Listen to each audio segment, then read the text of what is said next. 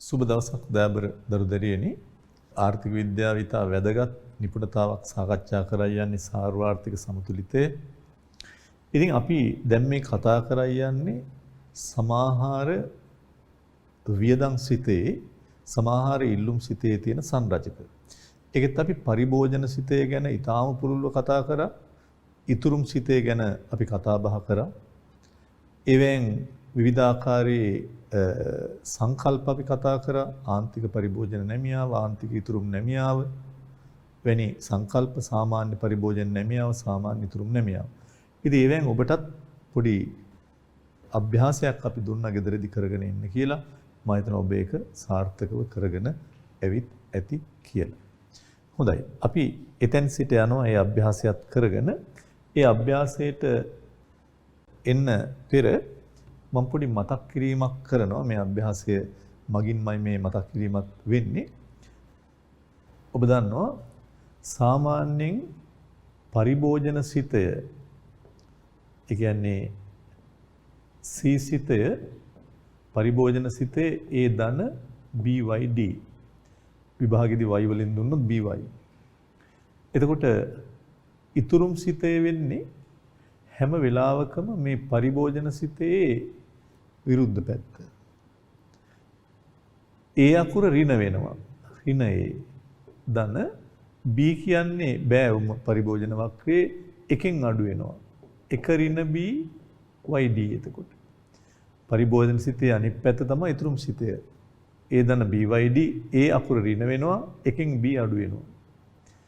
ඒ අනුව අපි උදාහරණයක් ගත්තා. අපි කිව්ව පරිභෝජන සිතය C1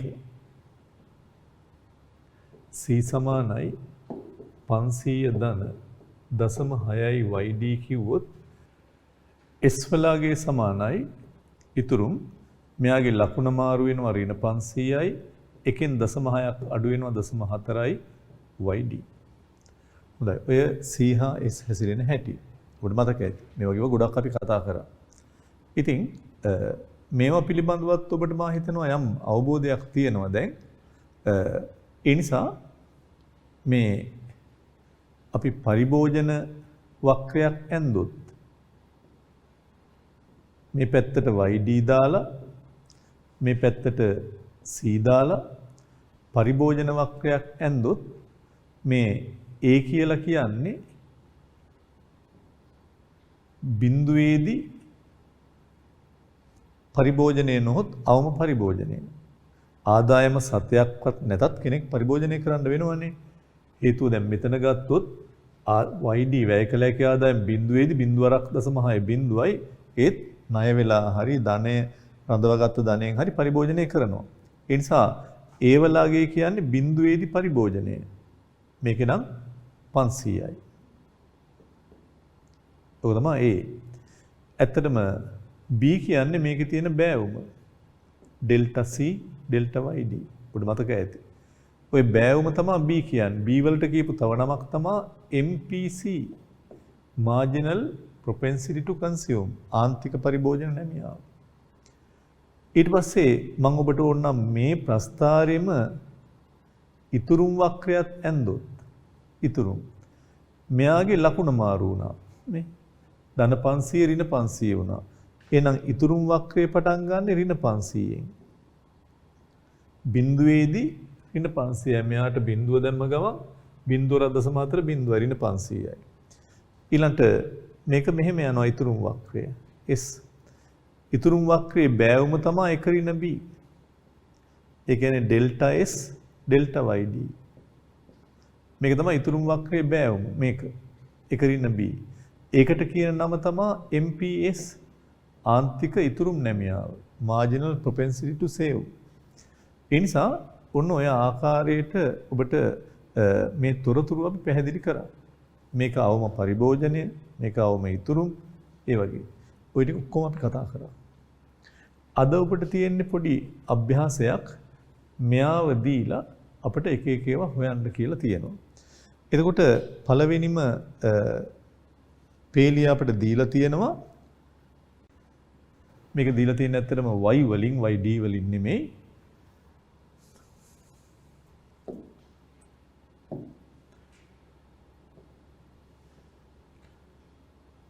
y වලින් දුන්නොත් අපි y වලින් අපිට හොයාගන්න පුළුවන්. ඒතර අපි මේ ලේඛනය හදාගත්තොත්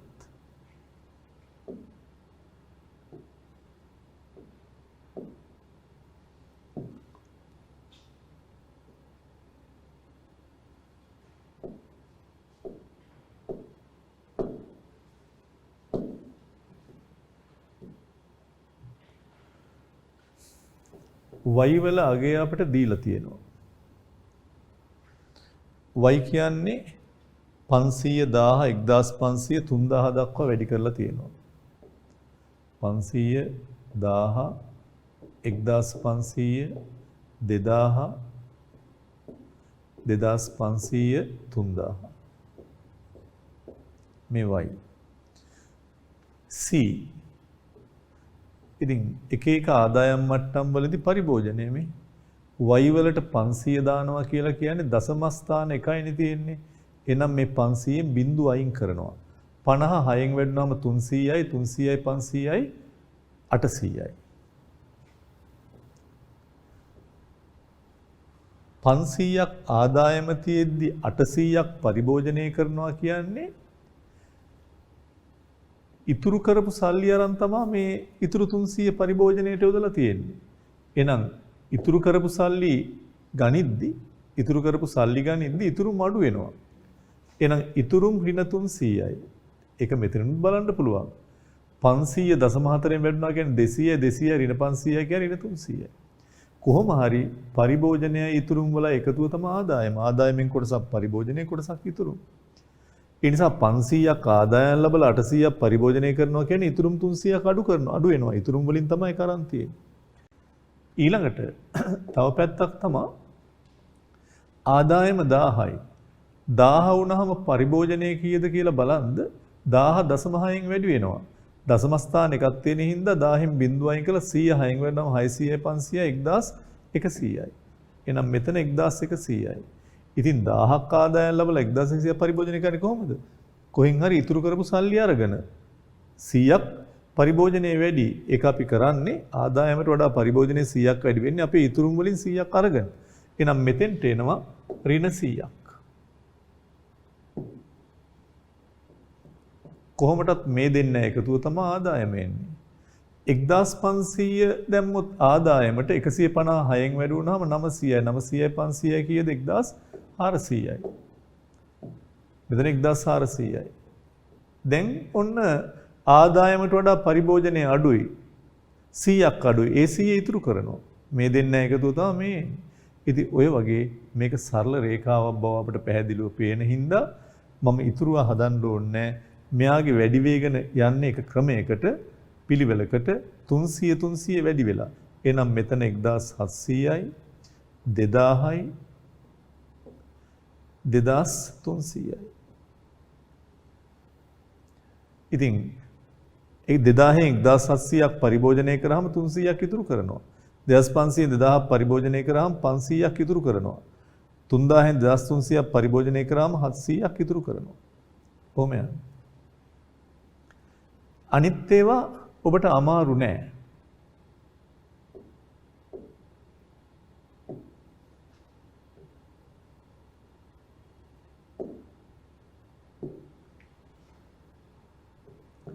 CI 300යි 500යි 700යි. ඔබට පේනවා එයත් 200 තමයි වැඩි වෙලා තියෙන්නේ. ඊළඟට තියෙනවා MPC. ඉතින් ඔබ දන්නවා මොකද්ද MPC කියන්නේ? MPC, MPS මේ දෙකම ගැන මම කතා කරා. MPC කියලා කියන්නේ මේ පරිභෝජන ශ්‍රිතයේ බෑවුම මේ B. Marginal propensity to consume. ආන්තික පරිභෝජන නැමියාව. ආය හදන්න දෙයක් නැහැ. B වල අගය මේ ශ්‍රිතේ තියෙනවා. මේ තමයි B. C සමානයි A ධන BY. මේ තියෙන්නේ B. B.6යි. එයා වෙනස් වෙන්නේ නැහැ. සරල රේඛාවක බෑවුම වෙනස් වෙන්නේ නැහැ කියන ජ්‍යාමිතික સિદ્ધාන්තය මේ තියෙන්නේ. B වෙනස් වෙන්නේ නැහැ. MPS කියන්නේ මෙන්න මේ ඉතුරුම් වක්‍රයේ බෑවුම MPS කියන්නේ. ඩෙල්ටා S ඩෙල්ටා YD මේ කොටස. එතකොට එයත් වෙනස් වෙන්නේ නැහැ මේ 0.4යි. එහෙනම් තව සිද්ධාන්තයක් පැහැදිලි මොකද්ද කියන්න බලන්න. MPC හා MPS කියන දෙකේ එකතුව කීයද? 1යි. මෙයයි එකතු කරාම උත්තරේ එන්නේ 1යි. මේ දෙන්නේ එකතුව හැම වෙලාවකම 1යි. අපි ඒව කතා කරා. 0.4 කියන්නේ 1යි මේ 0.4. MPC ධන MPS කියන දෙකේ එකතුව උත්තරේ 1යි. ඔය ඔක්කොම කතා කරලා තියෙනවා. හැබැයි ඊළඟ තොරතුරු දෙක ඊටාම වැදගත් ඔබට.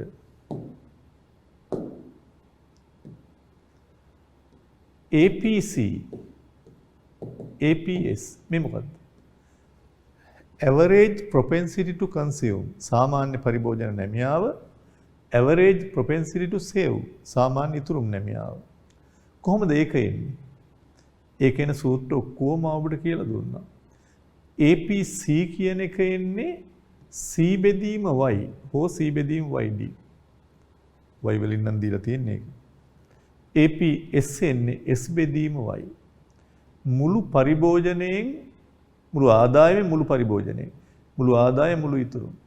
හැබැයි MPC කියලා කියන්නේ ඩෙල්ටා C ඩෙල්ටා yd. එතන ඩෙල්ටා M කියන එක ආව ගමන් ඕන තැනක මාජිනල් ලාන්තික කිව්වම ඩෙල්ටා එනවා. MPS කිව්වම ඩෙල්ටා එනවා. ඩෙල්ටා S බෙදීම ඩෙල්ටා yd. මේ ඔක්කොම කතා කරපුවා. එතකොට ඔබට පේනවා ඇති මේ සියල්ල අපි ළඟ දැන් තියෙනවා. APC කොහොමද හොයන්නේ? C බෙදීම y මේ 800 බෙදීම 500. උත්තරේ කීයද? 8 බෙදීම 5 කියන්නේ 1.6යි. එහෙනම් එතන උත්තරේ එනවා 1.6ක්. 1100 බෙදීම 1000 C බෙදීම y 1110න් බෙදනවා කියන්නේ 1.1යි. පැහැදිලි ඇති. ඊළඟට තව එකක් අපි ගමු. 1400 බෙදීම 1500. එතන උත්තරේ 0.93යි. 0.93යි. ඊළඟට APS මම එකක් දෙයක් හොයලා පෙන්නන්න එන හැටි S බෙදීම y. ඉතින් Sුත් තියෙනවා අපි ළඟ yත් තියෙනවා. ඍණ 300 500න් බෙදනවා. ඒතර උත්තරේ එන්නේ ඍණ 0.6ක්. ඍණ 0.6ක්. ඍණ 100 1000න් බෙදනවා. උත්තරේ ඍණ 0.1ක්. ඊළඟට 100 1500න් බෙදනවා. උත්තරේ 0.07යි. හොඳයි. මොනවද දැන් ඔබට පේන නිගමන? අපි කිව්වනේ ඔබට මතක ඇති මම මේ කියන එක. MPC කවදාවත් එකට වඩා වැඩි වෙන්නේ නැහැ. MPC වලින් කියන්නේ රුපියලක් ආදායමට එකතු වුනහම කොච්චරක් පරිභෝජනයට එකතු වෙනවද? MPS කියන්නේ රුපියලක් ආදායමට එකතු වුනහම කොච්චරක් ඒකෙන් ඉතුරුම් වලට මේ දෙන්න කවදාවත් එකට වඩා වැඩි වෙන්නේ. මේ දෙන්න එකතු එකයි. ඒක හරි. එකතු එකයි. හැබැයි මෙයත් එකට වඩා වැඩි වෙන්නේ නැහැ. මෙයත් එකට වඩා වැඩි වෙන්නේ නැහැ. හැබැයි මේ දෙන්නෙන් කෙනෙක් එකට වඩා වැඩි වෙන්න පුළුවන්. එකට දැන් මෙතන බලන්නකො මෙයා එකට වඩා වැඩි ඉන්නේ.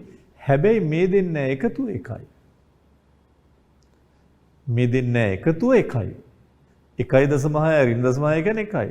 1.1 සමහර ළමයි හිතනවා මේ දෙන්නත් හැම එකම එකට වඩා අඩු වෙන්න ඕනේ කියලා. එහෙම නැහැ. එකට වඩා වැඩි වෙන්න පුළුවන් මේ වැඩි වෙලා. ඒ නිසා මේ දෙන්න එකතුව එක වෙන්න පුළුවන්. හැබැයි ඒකෙන් අදහස් කරන්නේ මේ එක්කෙනෙක් හැම වෙලාවෙම එකට අඩු වෙන්න ඕනේ කියලා අදහස් වෙන්නේ නැහැ. දැන් මෙතන එකට වඩා වැඩි යගයක් තියෙන. දෙන්න එකතුව තමයි එක වෙන්නේ. ඒ නිසා ඒකත් දැන් මෙතන එහෙම නැහැ. මෙතන උඩ බලන්න මේ දෙන්නම් මෙයත් එකට අඩු වෙනවා මෙයත් එකට අඩු වෙනවා. මේ දෙන්න එකතුව එකයි. හැබැයි කෙනෙක් එකට වඩා වැඩි යගයක් ගන්න පුළුවන්. තව සිද්ධාන්තයක් මම කිව්වා. මොකක්ද ඒ? ඒ තමයි හැම වෙලාවකම ආදායම වැඩි වෙද්දී APC එන්න අඩු වෙවි යනවා. ආදායම වැඩි වෙද්දී APC අඩු වෙනවා. APS එන්න වැඩි වෙනවා. ආදායම වැඩි වෙන්න APC එන්න අඩු වෙනවා. හැබැයි APS එන්න වැඩි වෙවි යනවා. ඒකත් හොඳට මතක තියාගන්න ඕනේ. තව સિદ્ધාන්තයක් මම කිව්වා මොකද්ද? හැම වෙලාවකම MPCට වඩා APC වැඩි කිව්වා. MPCට වඩා APC වැඩි.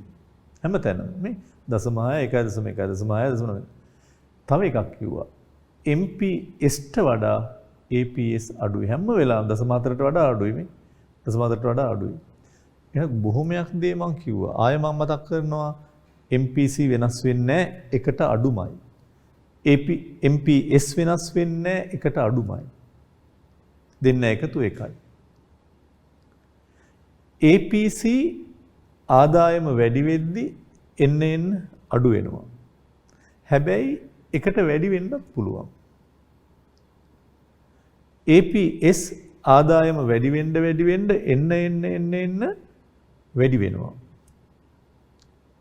හැබැයි මේ දෙන්න එකතුව එකයි. ඊළඟට මම කිව්වේ නිතරම MPCට වඩා APC මේ ආන්තික පරිභෝජන නැමියාව මේ සාමාන්‍ය පරිභෝජන නැමියාව හැම වෙලාවකම දැන් 0.8ට වඩා 1.5 වැඩි. 0.8ට වඩා 1.1 වැඩි. නිතරම මේවට වඩා මේවා වැඩි. හැබැයි MPS වලට වඩා APS අඩුයි. ඉතින් මේ સિદ્ધාන්ත පිළිබඳ ඔබ හොඳ දැනුමකින් අවබෝධයකින් ඉන්න ඕනේ. මම ඊටු ටිකත් ඔබට සම්පූර්ණ කරලා ලේඛනය මේකේ දානවා. ඒක ලියාගත්තේ නැති කෙනෙක් ඉන්නවා නම් ලියා ගන්න. ඔබ හැම වෙලාවකම මේ ගණන් හදද්දී ඔබට මතක් වෙන්නත් එක මේවා උඩින් ඒවා දා ගන්න. දැන් MPC ඔබ දන්නවා එන්නේ delta C delta YD. MPS එන්නේ delta S delta YD. APC සාමාන්‍ය පරිභෝජන නැමියාව එන්නේ C බෙදීම YD. APS එන්නේ S බෙදීම YD. ඒව දැනගන්න. ඒ වගේම මේ දෙන්නගේ එකතුව හැම වෙලාවකම එකයි. මේ දෙන්න එකතුවත් හැම වෙලාවකම එකයි. ඉතින් අනිත් ඒවා අපි කතා කරා මම නිකන් ඔබට මතක් වෙන්නත් එක්ක ලියන්නේ නිතරම MPCට වඩා APC වැඩි. ඒ වගේම MPSට වඩා APS අඩුයි. මේක කටපාඩම් කරන්න ඕනේ නැහැ. නිකන් මේ වගේ ලේඛනයක් ගහගත්තාම අපිට හදාගත්තී මේවා ලැබෙන උත්තර. ඒ නිසා ඔය સિદ્ધාන්ත ටික දැනගත්තා නම් ඕනේ තැනක ඔබට එකක්වත් කටපාඩම් කරන්න ඕනේ නැහැ. හදලම ඔබට බලන්න පුළුවන් කොහොමද අගයන් එන්නේ කියන එක පිළිබඳව.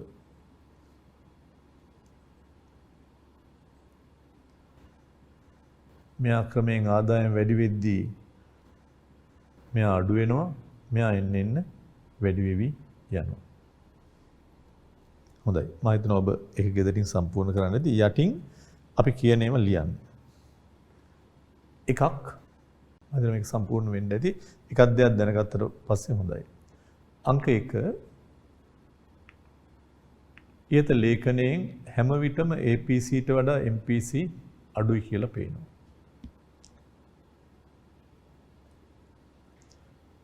සෑම විටම APS වලට වඩා MPS වැඩි කියලා පේනවා. හැම විටම MPC ධන MPS එකක් බව පේනවා. ඒ වගේම හැම වෙලාවකම සාමාන්‍ය පරිභෝජන නැමියාව සාමාන්‍ය තුරුම් නැමියාව දෙක එකතු එකක් බව පේනවා. ඉතින් මේවෙන් ඔබට මතකද ගිය සතියේ මම එක නිගමන කිව්වා. ඔය දෙක එකයි නම් MPS එද්දි එක ඍණ MPC වගේ සූත්‍ර ගන්න පුළුවන්. ඒ කියන්නේ MPC ඕන එක ඍණ MPS ඕන එකක්. මෙතනත් එහෙමයි. APC එනවා එකෙන් APS අඩු කරාම ඕන පැත්තට ගන්න පුළුවන් ඔබට. ඕන පැත්ත දැන් මේක APS එනවා එක ඍණ MPC. MPC එනවා එක ඍණ MPS. වගේ ඕන විදිහට ගන්න පුළුවන්. ඊළඟට හැම ආදායම් මට්ටමකදීම MPC හා MPS ස්ථාවරයි වෙනස් වෙන්නේ නැහැ. හැබැයි ආදායම වැඩි වෙත්ම APC නම් අඩු වෙනවා. APS නම් වැඩි වෙනවා. ඔය ටික කලිනුත් අපි කතා කරා මේ ලේඛනයේ ඇසුරින් මේක හොඳටම ඔප්පු වෙනවා කියන එක තමයි මේ කරුණු වලින් අපි කතා කිරීමක් කරන්නේ.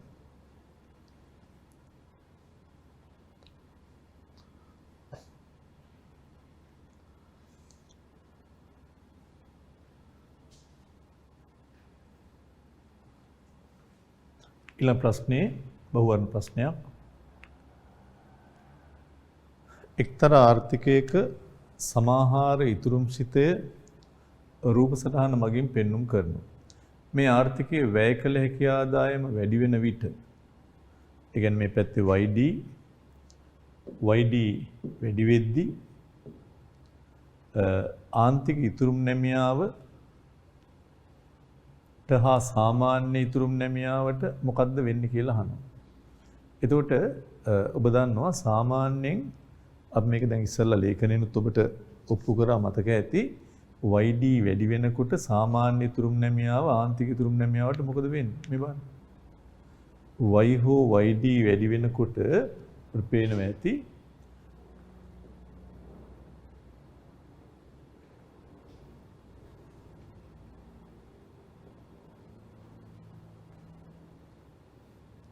ආන්තික ඉතුරුම් නැමියාව වෙනස් වෙන්නේ නැහැ. සාමාන්‍ය ඉතුරුම් නැමියාව එන්න වැඩි වෙනවා.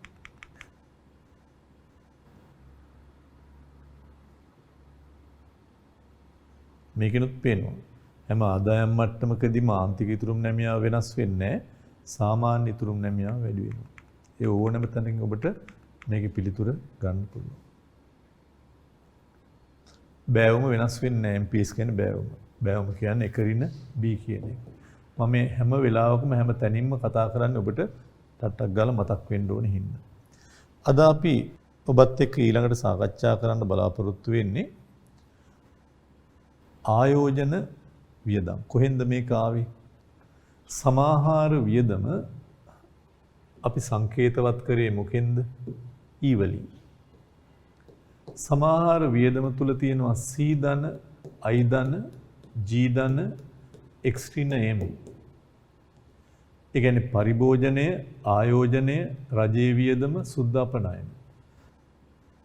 සමස්ත නිමැවුම සඳහා අපේක්ෂා කරන ඉල්ලුම තමා සමාහාර ඉල්ලුම. සමස්ත නිමැවුම සඳහා අපේක්ෂා කරන ඉල්ලුම පරිභෝජනයට ඉල්ලනවා, ආයෝජනයට ඉල්ලනවා, රජයේ වියදම් කරනවා පරිභෝජනයට, පිටරට අයත් වියදම් කරනවා. අපි C ගැන පුළුල්ව කතා කරලා හමාරයි දැන්. අද අපි කතා කරන්නේ මේ අනෙක් සිත පිළිබඳව. මේ අනෙක් E වලට අදාළ වෙලා තියෙන සංකල්ප පිළිබඳව. ඉස්සෙල්ලම අපි ගන්නවා I. I කියන්නේ මොකද්ද? දල ආයෝජනය.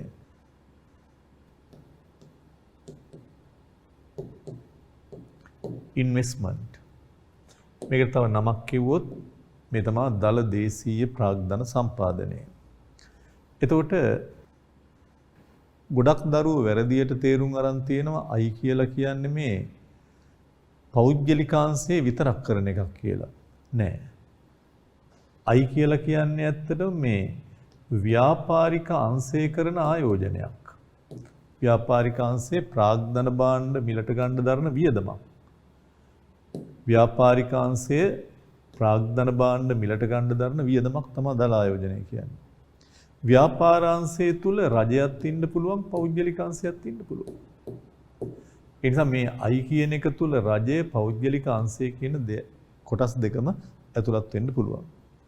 එතකොට ස්ථාවරවත්කම් හෝ මූර්තවත්කම් අත්පත් කරගන්න, ප්‍රාග්ධන භාණ්ඩ අත්පත් කරගන්න දරන වියදම සහ උඩ මතක ඇති අපි මේ කොටස් කීපයකට බෙදනවා. ස්ථාවර දල දේශීය ස්ථාවර ප්‍රාග්ධන සම්පාදනය, තුග වෙනස් වීම. තව එක්කුත් අපි ගත්තා ජාතික ගිණුම් වල වටිනාකම් වෙනස් වීම වගේ දේවල්. එතකොට මේකත් සැලසුම් කරපු වටිනාකමක්. දල ආයෝජනය, දල දේශීය ස්ථාවර ප්‍රාග්ධන සම්පාදනය, තුග වෙනස් වීම මේවා එකතුවක් කියලා අපි කිව්වා. මේක තව පැත්තකින් ඔබට කිව්වා මතකද? අපි මේකම තව ආකාරයකින් ඔබට හැඳින්වීම කරා. ඒ තමා ඔබට මතක ඇති මේ වගේ චක්‍රීය ආදායම් ප්‍රවාහයක් ගත්ත කුටුම්බාංශය, ව්‍යාපාරාංශය මෙහෙන් මෙහාට ආදායම් ගලා ගියා, මෙහෙන් මෙහාට වියදම් ආවා. ඒ අනුව ආයෝජනය කියලා අපි කතා කරේ කුටුම්බාංශය ඉතුරු කරනකොට ඒක කාන්දු වීමක්, ගිලිහීමක්, එළියට යනවා. මතක ඇති ඔබට. ඒ ඉතුරු කරපු සල්ලි යන්නේ කොහාටද? බැංකුවලට. බැංකුවලට ගිහිල්ලා බැංකු මොකද කරන්නේ? බැංකුවේ ඉතුරු කරපු සල්ලි අරන් ඇවිල්ලා නැවත මේ නිෂ්පාදකයෝ නිපදවන ප්‍රාග්ධන භාණ්ඩ වලට ඉල්ලනවා, වියදම් කරනවා. ඒක තමයි ආයෝජන. ඉතුරු කරපු සල්ලි බැංකුවලට යනවා. කුටුම්බයේ ඉතුරු කරන සල්ලි බැංකුවලට යනවා. බැංකුව ඒවා ණයට දෙනවා ව්‍යාපාරිකයන්. ණය අරගෙන ගිහිල්ලා මේ ප්‍රාග්ධන භාණ්ඩ ඉල්ලනවා. ප්‍රාග්ධන භාණ්ඩ ගන්න වියදම් කරනවා. ඒක මොකද්ද? ඒක විදීමක්.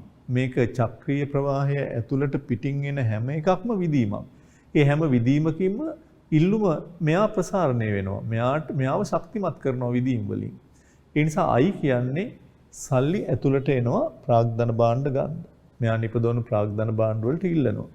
ඒ නිසා I හැම වෙලාවකදීම විදීමක්, එහෙම නැත්නම් එකතු වීමක්, එහෙම නැත්නම් ඉන්ජෙක්ෂන් එකක්. ඉතින් ඕනනම් ඔය ගාම ඔබ දැනගන්න I කියන එක කොහොමද I කියන එක සකස් වෙන්නේ කියන එක. ඒ කියන්නේ ජ්‍යාමිතිකව I කියන එක එන්නේ හැම වෙලාවකදීම මෙහෙම. මේ පැත්තේ අපි y ගත්තොත්, ආදායම ගත්තොත්, මේ පැත්තට අපි I කියලා දැම්මොත් සාමාන්‍යයෙන් ආදායම වෙනස් වුණාට ආයෝජන වෙනස් වෙන්නේ නැහැ කියන පදනම යටතේ තමයි අපි I මිලියන 100 නම් 100 කියලා අපි ගන්න. මොකද ආයෝජනය කියන එක අපි කලින් තීරණය කරන එකක්. මෙච්චරක් ඉන්වෙස්ට් කරනවා ප්‍රාග්ධන භාණ්ඩ ගන්න. ඒක ආදායම අනුව වෙනස් වීමක් වෙන්නේ නැහැ. දැන් මගේ ඉතුරුම් සමහර විට මගේ ආදායම අනුව වෙනස් වෙන්න පුළුවන්. මම කරන ඉතුරුම්. හැබැයි මම ආයෝජනය කියන එක මම ගොඩනැගිල්ලක් හදනවා. මට ඒ ගොඩනැගිල්ල හදන්න යන වියදම මගේ ආදායම අනුව වෙනස් වෙන්නේ නැහැ. කල්තියා තක්සේරු කරනවා මේ ගොඩනැගිල්ලට මෙච්චර වියදයි යනවා. මේ මැෂින් එක මෙච්චරයි. මගේ ආදායම අනුව ඒක වෙනස් වෙන්නේ නැහැ. ඒ නිසා මේක ආදායම වෙනස් වුණාට වෙනස් වෙන්නේ නැති එකක්. එහෙනම් තිරස්සක්සයට සමාන්තරව තමයි මේක යන්නේ. දැන් මේක අපි සරලව ලිව්වොත් I සමානයි CI.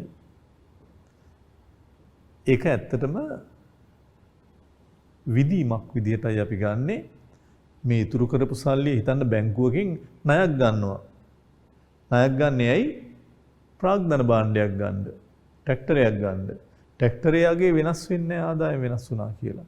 ඒ නිසා ඒක තිරස්සක්සයට සමාන්තර වක්‍රයක් විදිහටයි අපි සලකන්නේ. ආයෝජන වියදම යනු ස්ථාවරවත්කම් හෙවත් ප්‍රාග්ධන භාණ්ඩ අත්පත් කරගන්න දරන ලබන වියදම් හා තොග වෙනස් වීම. මේ සැලසුම් කළ වටිනාකමක්. මේක සැලසුම් කළ වටිනාකමක්. ආයෝජනය සමස්ත වියදමට විදීමක් වන අතර ඒ සමාහාර වියදම ශක්තිමත් කරන්නක්. ආයෝජන ශ්‍රිතය අනිකුත් කරුණු නොවෙනස්ව තිබියදී වැය කළ හැකි ආදායම හා ආයෝජන වියදම අතර පවත්නා සම්බන්ධය තමයි ශ්‍රිතයෙන් පේන්නේ. ඒක ආදායමත් එක්ක වෙනස් වෙන්නේ නැති ස්වායත්තයි. මොකක්ද ස්වායත්තයි කියන්නේ? තමන්ම තීරණය වෙන එකනේ ස්වායත්තයි. ඒක කවුරු හරි මත වෙනස් වෙන එකක් නෙමෙයි. නමුත් අපේ පරිභෝජනයේ ඉතුරුම අපේ ආදායම් මත වෙනස් වෙන එකක්. ඒක කිසියම් ප්‍රමාණයක් ආර්ථිකය තුල තීරණය වෙලා තියෙන එකක්.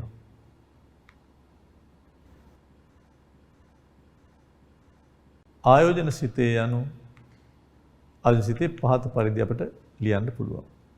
I සමානයි I0 දයි බිඳුව. ඒ කියන්නේ මේ අගයම තමයි මෙතන අපි එන්නේ.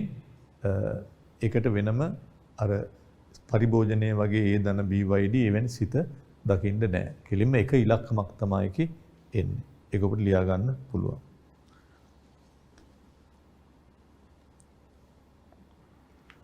ඊළඟට උදාහරණ ආර්ථිකයක ආයෝජන වියදම් බිලියන 500ක් නම් ඒ සිතේ i සමානයි 500යි කියලා ලියන්න. ඒක අපි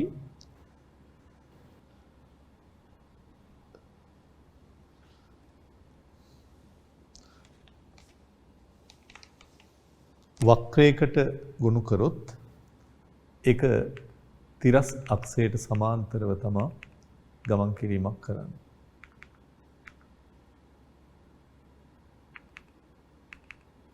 මේ ආකාරයට ඒක ඇඳ ගන්න පුළුවන්.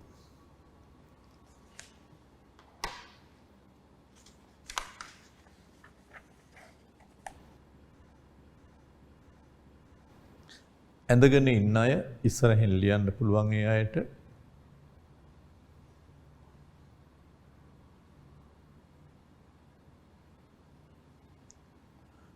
i වක්‍රය ඇඳගන්න 500ට සමාන්තර රේඛාවක්.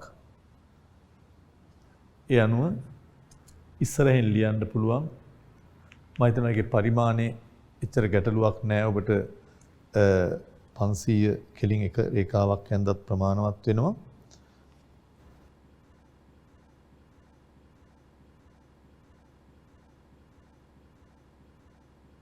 කොච්චර ආදායම වෙනස් වුණත් ආයෝජනය වෙනස් වෙන්නේ නැහැ. ආර්ථිකයේ ඉස්සරහින් ලියන්න ආයෝජන මට්ටම රුපියල් බිලියන 500ක් ලෙස තීරණය වී ඇති බවත් ආයෝජන මට්ටම රුපියල් බිලියන 500ක් ලෙස තීරණය වී ඇති බවත් එය ආදායම සමග වෙනස් නොවන බවත් මෙම වක්‍රයෙන් දැක්වේ.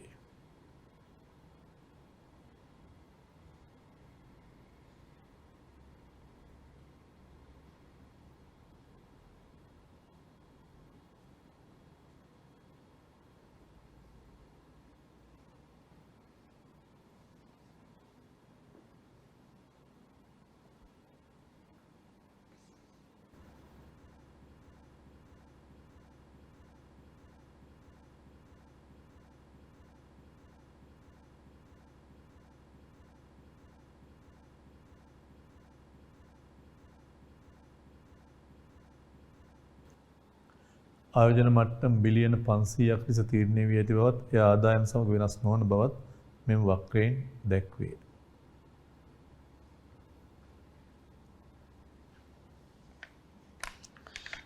ඊළඟ අපි සමාහාර වියදම තුල තියෙන තවත්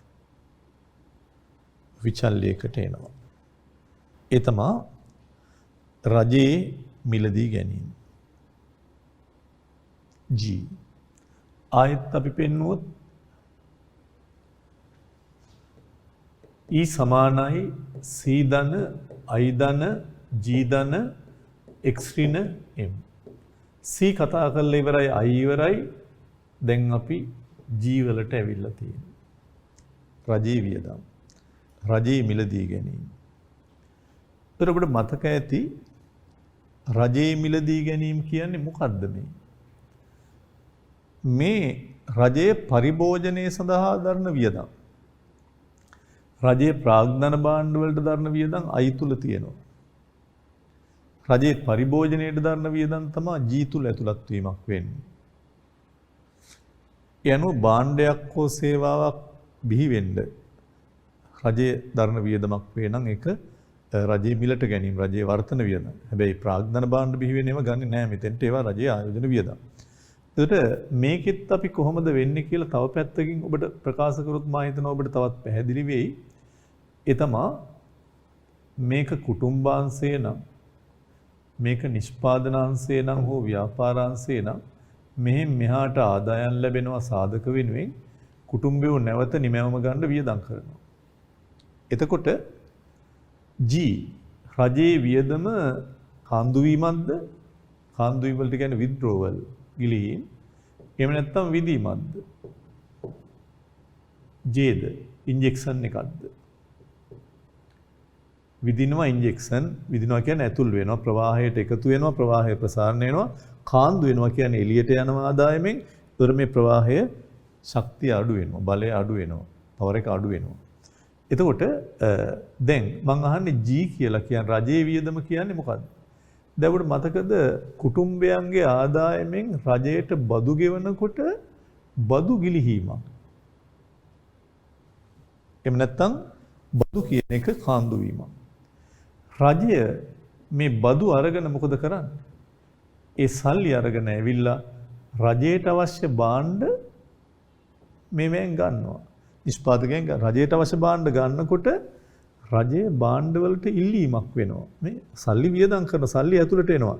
එතකොට E කියන එක තව ප්‍රසාරණය වෙනවා. මෙයාට පිට අතු ගංගාවකින් සල්ලි එකතු වෙනවා G. එහෙනම් G හැම වෙලාවකදීම විධිමක් විදියටයි අපි සලකන්නේ. එතකොටත් සමස්ත මේ වියදම ශක්තිමත් වෙලා උගල දන්නවනේ ඉතින් කේන්ස්ගේ න්‍යාය E ශක්තිමත් වෙනකොට Y ශක්තිමත් වෙනවා. E ඉල්ලනවා වැඩි වෙනකොට නිමවමත් වැඩි වෙනවා. කොහොමද මේක අපි වක්‍රයකින් ප්‍රස්ථාරයකින් අදින්නේ?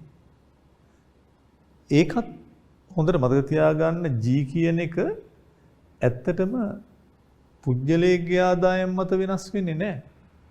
රජය ලබන අවුරුද්දේ මේ වැටුප් වේතන ගෙවන්න ඒත් එක්කම රජයට අවශ්‍ය වෙනත් භාණ්ඩ සේවා ගන්න යන වියදම ඇස්තමේන්තු කරලා තියෙන්නේ. ආදායම අනුව වෙනස් වෙන එකක් නෙමෙයි ඒක. ඒ නිසා G කියලා කියන්නේත් ආදායම අනුව වෙනස් වෙන්නේ නැති එකක්. G 100 නම් අනිවාර්යයෙන්ම මේ පැත්තට අපි Y දාලා මේ පැත්තට G දැම්මොත් මෙන්න මේ වගේ එකක් තමයි එන්නේ ස්වායත්ත වියදමක් ඒක. යාම තීරණය කරලා දරන වියදමක් ආයේ කාගේ හරි ආදායම් මත වෙනස් වෙන එකක් නෙමෙයි ඒක. ඒකත් මේ වගේ තිරස් අක්ෂයට සමාන්තරව තමයි පිටන්නේ. ඒ ඕනේ පැත්තෙන් ඔබට අවබෝධයක් ලබා ගන්න පුළුවන්. ඒ අනුව රජයේ මිලදී ගැනීම යන්නේ අදහස් කරන්නේ ආර්ථිකයක් තුල රජයේ විසින් ඉටු කරනු ලබන විවිධ කාර්යභාරයන් සඳහා භාණ්ඩ හා සේවා මිලදී ගැනීමට දරන වියදම. මේ පොදු පරිභෝජන වියදම ලෙසද හඳුන්වනවා. රජයේ මිලදී ගැනීම විධීමක්. ඒ කියන්නේ ප්‍රවාහය තුළට පිටින් ඇතුල් වෙන එකක්. ඒතර සමස්ත වියදමකින් ශක්තිමත් වීමක් වෙනවා. පරිභෝජන සිතය රාජ්‍ය පරිභෝජන සිතය ගත්තොත් ආදායම සමග වෙනස් වෙන්නේ නැහැ. ආදායම සමග වෙනස් වෙන ස්වායත්ත ස්වභාවයක් නැහැ ඒක. G සමානයි G බිඳුව. ඒ කියන්නේ G සමානයි 100යි ඒ වගේ අදහසක්. G සමානයි 800යි. ඒතර අපි මේක බිලියන 800ක් නම් G සමානයි අපි 800යි කියලා තමයි ලියන්නේ. මෙතන ලිව්වේ අපි G සමානයි G බිඳුව. ඒතර G සමානයි 800ක් විදිහට තමයි අපිට ලියන්න වෙන්නේ. ඒ අනුව අපි මේක ප්‍රස්ථාරයක රජයේ පරිභෝජන වක්‍රය ඇන්දොත් G 800යි කියන එක ප්‍රස්ථාරයක අපි ඇන්දොත් තිරස් අක්ෂයට සමාන්තර සරල රේඛාවක් විදිහට අඳින්න පුළුවන්. මේ විදිහට. එක ඇන්දනම් ප්‍රස්ථාරයේ ඉදිරියෙන් ඔබට තොරතුරු ලියන්න පුළුවන්.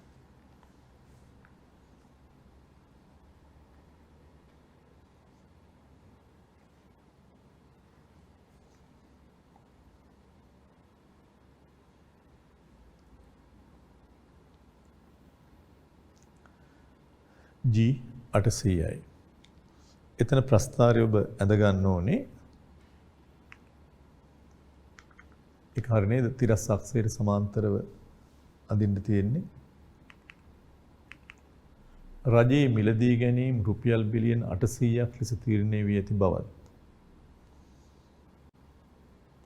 රජයේ මිලදී ගැනීම රුපියල් බිලියන 800ක් ලෙස තීරණය වී ඇති බවත්. ඒ ආදායම සමග වෙනස් නොවන බවත් මේ වක්‍රයෙන් දැක්වේ. ඒක ආදායමත් සමග වෙනස් වෙන්නේ නැහැ.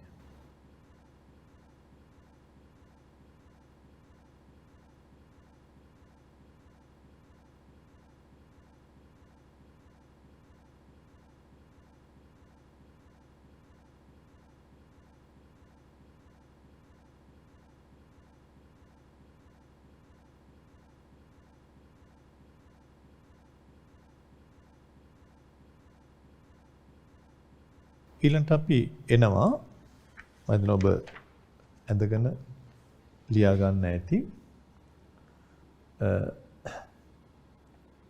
රජයේ මිලදී ගැනීම රුපියල් බිලියන 800ක් ලෙස තීරණය වී ඇති බවත් ඒ ආදායම සමග වෙනස් නොවන බවත් මේ වක්‍රයෙන් දැක්වෙනවා. රජයේ විසින් ණය කරන බදු ගැන ඊළඟට කතා කරන්න. එමනම් අපි ආයත් අපි ශ්‍රිතයට ගියොත් E සමානයි C ධන I ධන G ධන X ඍණ M. මේකට අපි NX කියලාත් කියනවා සුද්ධ අපනයන. දැන් මේ කතා කරන බදු කොහෙද තියෙන්නේ? මේ බදු වලින් C වලටයි බලපෑම් එන්නේ ඍජුව එන්නේ නැහැ. වක්‍රව බලපෑමක් එනවා C වලට. ඒ කොහොමද? ඒ මෙහෙම. මේ කුටුම්බාංශය මේ නිෂ්පාදන හෝ ව්‍යාපාරාංශය මෙයාගෙන් මෙයාට ආදායම් එනවා කුටුම්බයන්ට ආදායම් එනවා බදු තියෙන්නේ රජයත් එක්ක සම්බන්ධ වෙච්ච ආර්ථිකයක. එතකොට ඔබ විශේෂයෙන් මතක තියාගන්න ඕනේ මේ ආවේ කුටුම්බයන්ගේ ආදායම්. කුටුම්බයන්ට ලැබෙන ආදායමෙන් එහෙම නැත්නම් පෞද්ගලික ආදායමෙන් මෙයා බදු ගෙවනවා. පෞද්ගලික බදු ටැක්ස් ගෙව්වට පස්සේ ආදායම 1000ක් ලැබෙනවා නම් 1000න් බදු ගෙවනවා 100ක්. ඊට පස්සේ මෙයාට වැය කරන්න අතට ඉතුරු වෙනවා රුපියල් 900ක්. 900න් මෙයා මොකද කරන්නේ? කොටසක් මෙයාලා නිපදවන පරිභෝජන භාණ්ඩ ගන්න වියදම් කරනවා. C. YD වලින් කොටසක් අපි හිතමු රුපියල් 750ක් වියදම් කරනවා මේ පරිභෝජන භාණ්ඩ ගන්න C වලට. තව කොටසක් මෙයා මොකද කරන්නේ? ඉතුරු කරනවා. තව කොටසක් ඉතුරු කරනවා. savings. S 900න් 750ක් පරිභෝජනයේට වියදම් කරලා මේ සමාහාර ඉල්ලුමට එකතු කරගෙන යන ගමන් එයා ඉතුරු කරනවා රුපියල් 150ක් savings. ඒ නිසා මෙතන මේ පරිභෝජනයේට ඍජුව එන්නේ නැහැ මේ 1000. බදු ගෙවලා ඉතුරු ටික පරිභෝජනය කරනවා නෙමෙයි බදු ගෙව්වට පස්සේ යාට වැය කරන්න අතේ තියෙන 900යි. මේවා එළියට ගිහිල්ලා වක්‍රව තමයි එන්නේ. මේවා හොඳට ඕනේ ඉස්සරහට ඔබට. ඒකෙන් 750ක් පරිභෝජනය කරනවා ඉතුරු කරනවා 150. මේ ඉතුරු කරන සල්ලි. එතකොට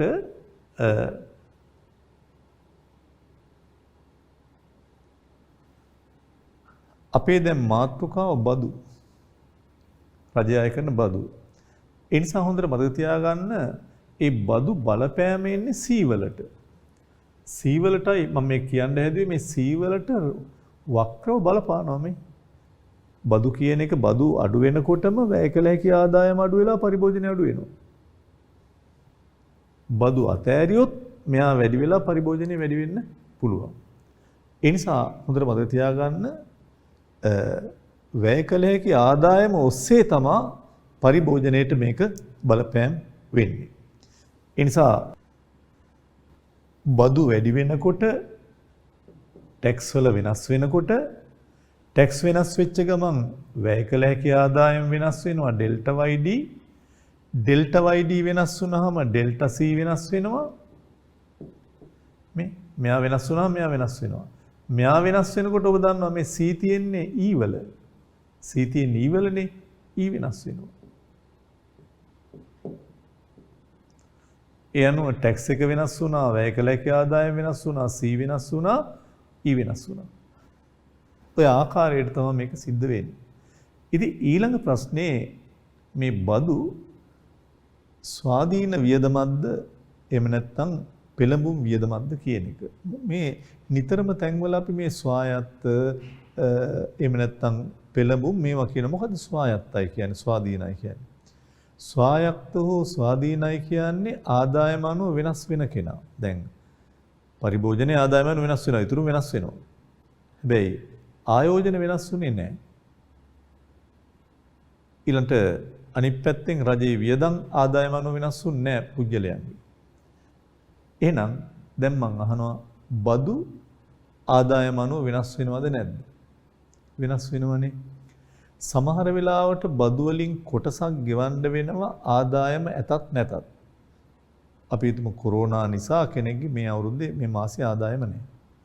සමහර විට යම් ආකාරයක ආදායම ඇතත් නැතත් ස්ථීරව ගෙවන්න ඕනේ බදු තියෙනවා. තව කොටසක් තියෙනවා ආදායම් බදු වගේම ආදායම් අඩු වැඩි වීම අනුව වෙනස් වෙන බදු තියෙනවා. උඩ මං කියපිට පැහැදිලි සමහර දේපොළ වලට ආදායම් ඇතත් නැත් ඒ දේපොළ වල බදු ගෙවන්න ඕනේ. නමුත් ආදායම් මත තීරණය වෙන බදු සමහර විට ආදායම් අනුව වෙනස් වෙනවා. එහෙනම් මේ බදු සිතය ටැක්ස් සිතය මේකෙන් කොටසක් ස්ථීරව ගෙවන්න වෙනවා. බදු වලින් කොටසක් ආදායම ඇතත් නැතත් ගෙවන්න වෙනවා. සමහර අපිට දැන් හිතන්නකො නිකන් දේපොලක් ධනයක් මොනවා හරි ඉඩමක් ගොඩ නැගිල්ලක්. ඒවා ආදායම ඇතත් නැත් ගෙවන්න. නමුත් ආදායම් බදු වගේ දේවල් ආදායම් අඩු වෙනස් වෙනවා. ඒ වෙනස් වෙන එක මම වෙනම ලියනවා TY. ඒක y මත තීරණය වෙනවා. බදු වලින් කොටසක් ආදායම ඇතත් නැතත් ගෙවන්න වෙනවා. ඊටු ටික ආදායම අනුව වෙනස් වෙනවා. ඒතර බදු ශිතය අපිට ලියනවා නම් මේ ආකාරයට තමයි ලියන්න පුළුවන් වෙන්නේ. හැබැයි A level මට්ටමේදී උසස් පෙළ මට්ටමේදී මේ TY කියන කෑල්ල එච්චරම අපි කතා කරන්නේ නැහැ. ආදායම වෙනස් වුණාට බදු වෙනස් වෙන කෑල්ල අපි කතා කරන්නේ ආදායම කොච්චර වෙනස් වුණත් බදුත් වෙනස් වෙන්නේ නැහැ කියන මට්ටමට තමයි අපි ඉන්නේ. ඉතින් ඒ නිසා ඒකත් පොඩ්ඩක් ඔබ දැනගන්න මේ වගේ සිතයක් ආවොත් ටැක්ස් සමානයි 100 ධන 0.1y වගේ සිතයක් ආවොත් මේක ආදායම ඇතත් නැහත් බදු ගෙවන්න වෙනවා සමාවෙන්. මේක ආදායම අනු රුපියලයි නම් 1000යි රුපියල් 100 නම් 10යි ඒ වගේ වෙනස් වෙනවා. එහෙම වුණොත් හැම වෙලාවකදීම ප්‍රස්ථාරය එන්නේ මෙහෙම. ජ්‍යාමිතිකව අපි පෙන්වන්න වෙන්නේ මෙහෙම. මේ බලන්නකො. ජ්‍යාමිතිකව පෙන්වන්න වෙන්නේ මේ වගේ එකක් ආවොත් මේ පැත්තේ අපි YD දාලා මේ පැත්තේ අපි ටැක්ස් දැම්මොත් ස්ථීරව යම් ගාණක් ගෙවන්න ඕනේ. ආදායම බිඳුවේදීත් ගෙවන්න ඕනේ 100ක්. මේ ඉන්නේ බෑවුම මේකේ. 0.1 කියන්නේ ආදායම වෙනස් වෙද්දී වෙනස් වෙනවා. එහෙම වුණොත් මේ වගේ තමයි මේ ටැක්ස් හිතේ එන්නේ. හැබැයි A level මට්ටමේදී මේ කෑල්ල නැති නිසා ගොඩක් විට අපි වක්‍ර අඳිනකොට ඔබට අමාරුවේ වැටෙන්න දෙන්නේ නැහැ. මේ පැත්තට මේක ස්ථීර එකක් විදිහට ආදායම වෙනස් වුණත් ටැක්ස් එක වෙනස් වෙන්නේ නැහැ කියන මට්ටමට එකක් තමයි එන්නේ. නමුත් හරි එක ඔබ විශ්වවිද්‍යාල මට්ටමේදී සමහර විභාගවලදී මේ වගේ කෑලි දෙකක් එනවා බදු වල. ආදායම ඇතත් නැතත් ගෙවන්න ඕනේ කෑල්ලයි ආදායම අනුව වෙනස් වෙන කවුරුසයි. එහෙම වුණොත් ආදායම බිඳුවේදීත් යම් ගාණක් ගෙවන්න ඕනේ. ඊට පස්සේ ආදායම වැඩි වෙන්න වෙනස් වෙනවා. රුපියල් නම් 7000යි 100 නම් 10යි වගේ. නමුත් ඔයගොල්ලන්ගේ විෂය නිර්දේශයේ ගොඩාක් විට මේ වගේ මේ කෑල්ල ටිකක් ගැඹුරු හින්දා ඒක දාන්නේ නිකම්ම දෙන්නේ ටැක්ස් සමානයි 100යි වගේ ඒවා. එහෙම වුණොත් ඒක ආදායම අනුව වෙනස් වෙන්නේ නැති ස්වායත්ත වියදමක් විදියටයි ගන්නෙ. ස්වායත්තයි කියන්නේ ආදායම අනුව වෙනස් වෙන්නේ නැහැ. පෙළඹුම් වියදමක් කියන්නේ ආදායම අනුව පෙළ වෙනවා වෙනස් වෙනවා. ඒතර පෙළඹුම් වියදම් කියන්නේ වෙනස් වෙනවා ආදායම අනුව. ස්වායත්තයි කියන්නේ ආදායම අනුව වෙනස් වෙන්නේ නැති එකක්. ඔය පිළිබඳව ඔබ දැනුමක් අවබෝධයක් තියෙන්න ඕනේ. ඒකට බදු ගැන අපි කතා කරනවා රජයේ කාර්යභාරය ඉටු කිරීමට අවශ්‍ය සම්පත් රජයක් විසින් සපයාගන්නේ කුටුම්බ හා නිෂ්පාදන ආයතන වලින් අය කරනු ලබන බදු මගින්. රජයට ඕනේ. කුටුම්බ තම ආදායමෙන් රජයට බදු ගෙවනු ලබන විට ඔවුන්ගේ වැය කළ හැකි ආදායම තමයි අඩු වෙන්නේ. මම ඒක පෙන්වුවා ඔබට. බදු ගෙවුවාම Tamanට මුළු ආදායමම වැය කරන්න බෑ. වැය කළ හැකි ආදායම අඩු වෙනවා.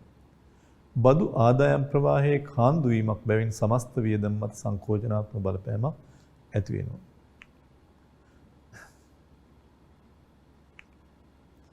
බදු වල බලපෑම සමස්ත වියදම කෙරෙහි සම්ප්‍රේක්ෂණය වන්නේ වැය කළ හැකි ආදායම ඔස්සේ. අපි ඒක කිව්වා. එහෙනම් බදු වෙනස් වන විට මුලින්ම වැය කළ හැකි පුජ්‍යලික ආදායම වෙනස් වෙලා පස්සේ පරිභෝජනය වෙනස් වෙනවා. ඒත් සමතුලිත ජාතික ආදායමට ඒක වක්‍රව බලපානවා කියලායි කියන්නේ. ඒක ලියාගත්තා නම් හොඳයි.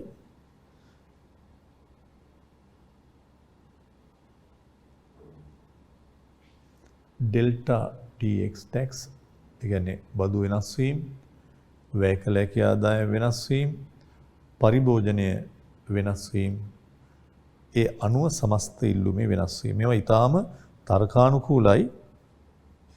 ඉතින් ඔබට කටපාඩම් කරන්න දෙයක් ඉතුරු වෙන්නේ නැහැ. හොඳටම දැනුමින් අවබෝධයෙන් ඔබ පොහොසත් වුණොත්.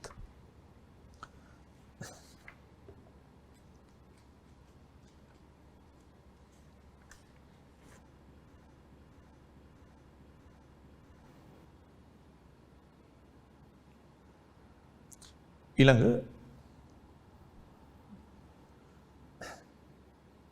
මම ඔබ ලියා ගන්න ඇති කියලා.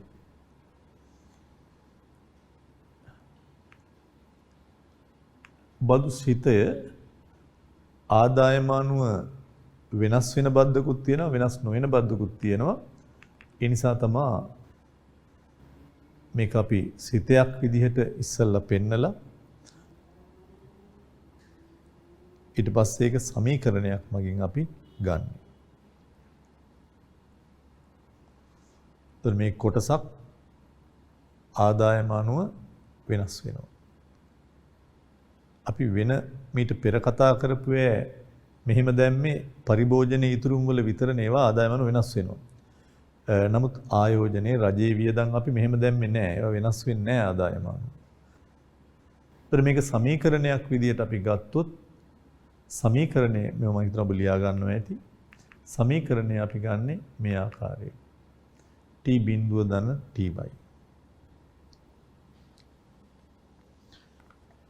tax tx සමානයි t බිඳුව ධන ty.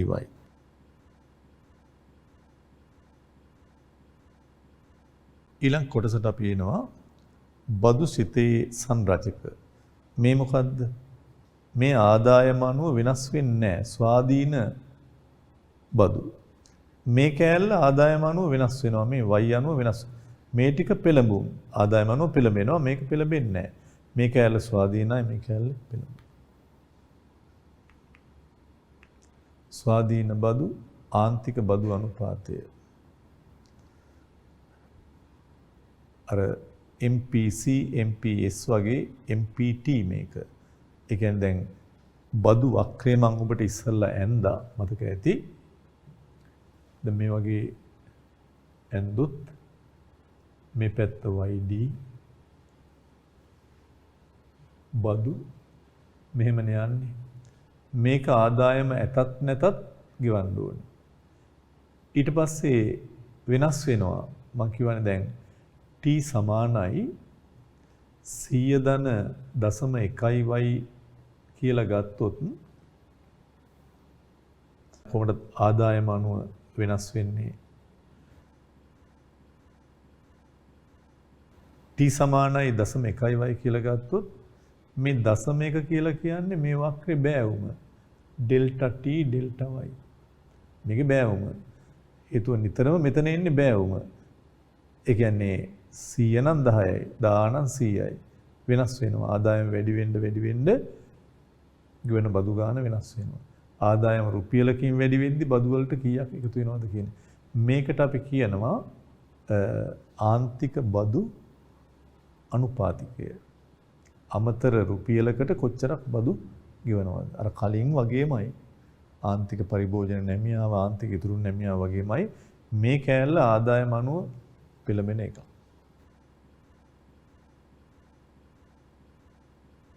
දෙසිය ධන 0.2y නම් මේකේ අර්ථය මේකේ 200 ස්වාධීන බදු ආදායම ඇතත් නැත් ගෙවන්න ඕනේ. මේක පෙළඹුම් බද්දක්. රුපියල් නම් 720යි. 100 නම් 20යි. ඒ වගේ. ස්ථාවර බදු රුපියල් බිලියන 200යි. ආදායම් මත අය කරන බදු කියන්නේ පෙළඹුම් බද්දක් ආදායම ප්‍රතිශතයේ 120යි කියන්නේ 100කට 20යි රුපියලකට 720යි ඒ වගේ. 0.2 කියන්නේ ඒක තමයි. ඒක ඔබ ලියා ගන්න ඕනේ. ස්ථාවර බදු බිලියන 200යි ආදායම් මත අය කරන බදු 120යි.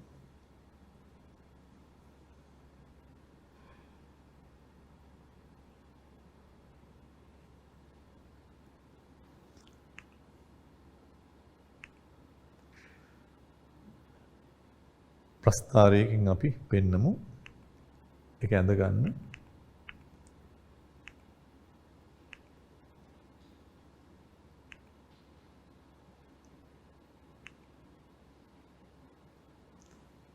ස්ථාවර බද්දක් තියෙනවා ආදායම අනුව වෙනස් වෙන බද්දක් තියෙනවා.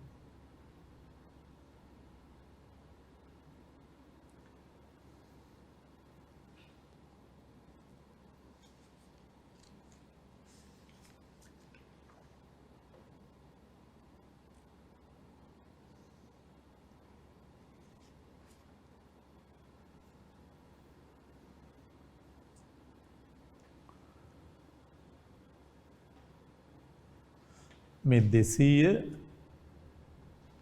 ආදායම වෙනස් වුණත් වෙනස් වෙන්නේ නැහැ. ස්ථාවරයි. ඉතුරු ටික ආදායම අනුව වෙනස් වෙනවා. දැන් මේ බලන්නකෝ මේ 0.2 කියලා කියන්නේ ඇත්තටම මේකේ බෑවුම. මේ බලන්න අපි ඕනනම් බලමු. මේකත් ඇඳ ගන්න ඕන නම් මේ කොටස ඩෙල්ටා t ඩෙල්ටා y දැන් ඩෙල්ටා t ඔබට පේනවා ඇති මෙතන එන්නේ 200යි ඩෙල්ටා y 1000යි මේ 200 බෙදීම 1000 200 1000න් බෙදනවා කියලා කියන්නේ 0.2 ඒ නිසා මේ එන්නේ බෑවුම බදු අක්‍රේ බෑ හැම වෙලාවකම මේ කෑල්ල විතරක් ඔබට දුන්නොත් ඔබට අඳින්න තියෙන්නේ මේ ඊර විතරයි 200යි ආදායම අනුව වෙනස් වෙන්නේ නැහැ.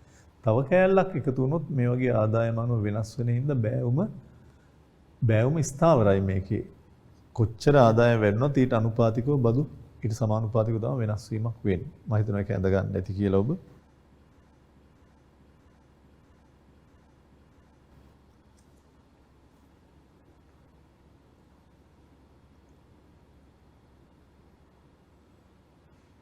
ඇතර මේ ඉන්නේ බෑවුම ආන්තික බදු නැමියාව MPT ඉතින් එච්චර A level මට්ටමේදී ඒ කොටස අහන්න නැති හින්දා මම එච්චරම ඕකේ සටහනේ ඒවා යොදලා නැහැ. A level මට්ටමේදී බදු 100යි ඒ වගේ තමයි එන්නේ. නමුත් මේක දැනන් ඉන්න එක හොඳයි. බැරි වෙලාවත් මේ පැත්ත ඇහුවොත් ඔබ දැනගන්න ඕනේ.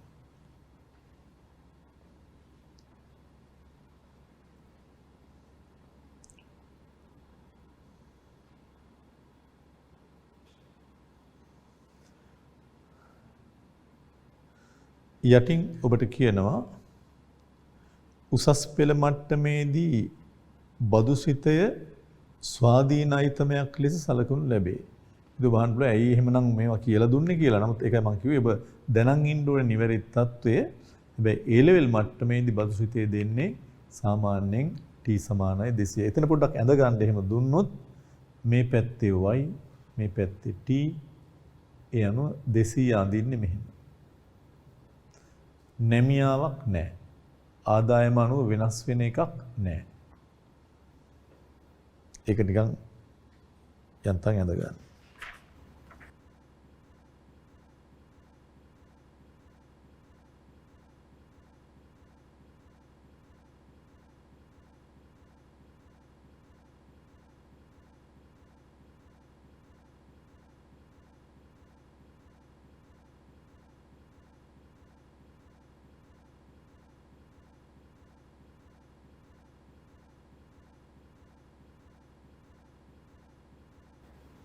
ඊළඟ අපි තව කොටසකට එනවා රජයේ විසින් සපයන සංක්‍රාම. දැන් අපි මේ කතා කරන්නේ සමාහාර වියදමේ වෙනස්කම්නේ. එතකොට E හැදෙන්නේ සමාහාර වියදම C ධන I ධන G ධන X ඍණ M. අපි C කතා කරලා ඉවරයි. I ඉවරයි, G ඉවරයි. ඒතර මේ ට්‍රාන්ස්ෆර් කියන එක මාරු වීම ටැක්ස් නෙමෙයි TX නෙමෙයි TR. ඒතර බදු වලදී කොහාටද බලපාන්නේ? බදු බලපෑවා පරිභෝජනයේට. වක්‍රව. වැය කළ හැකි ආදායම් පරිභෝජනයට ආවා. සංක්‍රාමත් උතෙන්ට තමයි වක්‍රව බලපාන්නේ. මොනවද සංක්‍රාම කියන්නේ? සංක්‍රාම කියන්නේ ට්‍රාන්ස්ෆර් මාරු වීම. සංක්‍රාම නිතරම ඒකපාර්ශවීයයි. රජය කුටුම්බ අංශයට ඒකපාර්ශවීයව සිදු කරන මුදල් හෝ මූර්ත දේවල්. මෙතන මූල්‍ය පැත්ත අපි ගන්නෙ. රජය අපි හිතමු සමෘද්ධි දෙනවා. වෙනත් මොනවා හරි පිහිට ආධාරයක් දෙනවා. ඒ සියලු දේවල් රජයෙන් ලබා දෙන සංක්‍රාම. එතකොට ඒ රජයේ සංක්‍රාම ලබා දෙද්දී කොහොමද මේ සමාහාර වියදමට බලපාන්නේ? බදු වල අනික් පැත්ත. හැබැයි සංක්‍රාම වලින් වෙන්නේ ඇත්තටම කුටුම්බයන්ගේ අතට සල්ලි ටිකක් එන එක. ඒතර සමහරු මේක සලකනවා. දැන් අපි මෙහෙම ගත්තොත් බදු එළියට යනවා. දැන් ආදායමෙන් කොටසක් අපි කියනවා මිනිස්සු බදු විදිහට ගෙවලා මේ කුටුම්බාංශේ ව්‍යාපාරංශේ බදු ගෙවුවාම ආදායමෙන් බදු අඩු කරාම වැය කළ හැකි ආදායම එනවා. ආදායමෙන් බදු ගෙවලා ඉතුරු ටික වැය කරන්න පුළුවන්. අපි ඉස්සල්ලා කිව්වේ බදු ගෙවුවට පස්සේ කොටසක් පරිභෝජනයට එකතු වෙනවා. කොටසක් ඉතුරු වෙනවා. කොහොමනේ අපි කිව්වේ? සංක්‍රාම කියන්නේ බදු වල අනිත් පැත්ත. බදු කියන්නේ කුටුම්බයන්ගෙන් අය කරන එකක්. සංක්‍රාම කුටුම්බයන්ට දෙනවා සමෘද්ධි විදියට හරි මොනවා හරි විදියට. ඒ නිසා සංක්‍රාම තුලින් මේ ප්‍රවාහය ප්‍රසාරණය වෙනවා. තව ඒ අයට භාණ්ඩ ගන්න සල්ලි එකතු වෙනවා. බදු වලින් ආදායම අඩු වෙලා පරිභෝජනය අඩු වෙනවා. ආදායමෙන් කොටසක් ගිහිලා වැය කළ හැකි ආදායම අඩු වෙලා පරිභෝජනය අඩු වෙනවා. සංක්‍රාම කියලා කියන්නේ ට්‍රාන්ස්ෆර් මාරු වීම. සංක්‍රාම කියන්නේ හැම වෙලාවකදීම ආණ්ඩුවෙන් කුටුම්බයන්ට සල්ලි හම්බ වෙන එක. එතකොට සංක්‍රාම සමහරු හඳුන්වන්නේ මේකට විදීමක්. ආණ්ඩුව සල්ලි දෙනවා. එතකොට මේ තව වියදම් කරන්න පරිභෝජනයට එන සල්ලි වැඩි වෙනවා කියලා. නමුත් අපි ඒක විදීමක් කියලා ගන්න නැතුව සාමාන්‍යයෙන් මෙතෙන්ටම ගලපනවා. උදාහරණයක් විදිහට කෙනෙක් බදු ගෙවනවා රුපියල් 200ක්. එයාගෙන් එළියට යනවා. කුටුම්බයන්ගෙන් බදු 200ක් යනවා. හැබැයි ආයසරයක් ආණ්ඩුවට මේ අයට සංක්‍රාම දෙන්න වුණොත් එකම කුටුම්බයන්ගෙන් බදු අය කරලා එකම කුටුම්බයන්ට සංක්‍රාම දෙන්නේ නැහැ. ආදායම් අඩු දුප්පත් අයට සංක්‍රාම දෙනවා. ආදායම් තියනකින් බදු ගන්නවා. නමුත් සමස්ත තත්ත්වය ගත්තොත් ආණ්ඩුවට ලැබෙන බදු වලින් සංක්‍රාම ඉවත් කරාම අපට ලැබෙනවා මෙතන සුද්ධ බද්දක්. net tax එකක්. එතකොට ඒ නිසා සංක්‍රාම කියන එක මේ පැත්තෙන් අලුතෙන් ඇතුල් වෙන එකක් විදිහට අපි ගන්න නැතුව මේ බදු ආදායමෙන් සිදුවෙන අඩුවීමක් විදිහට තමයි පෙන්눔 කරන්නේ.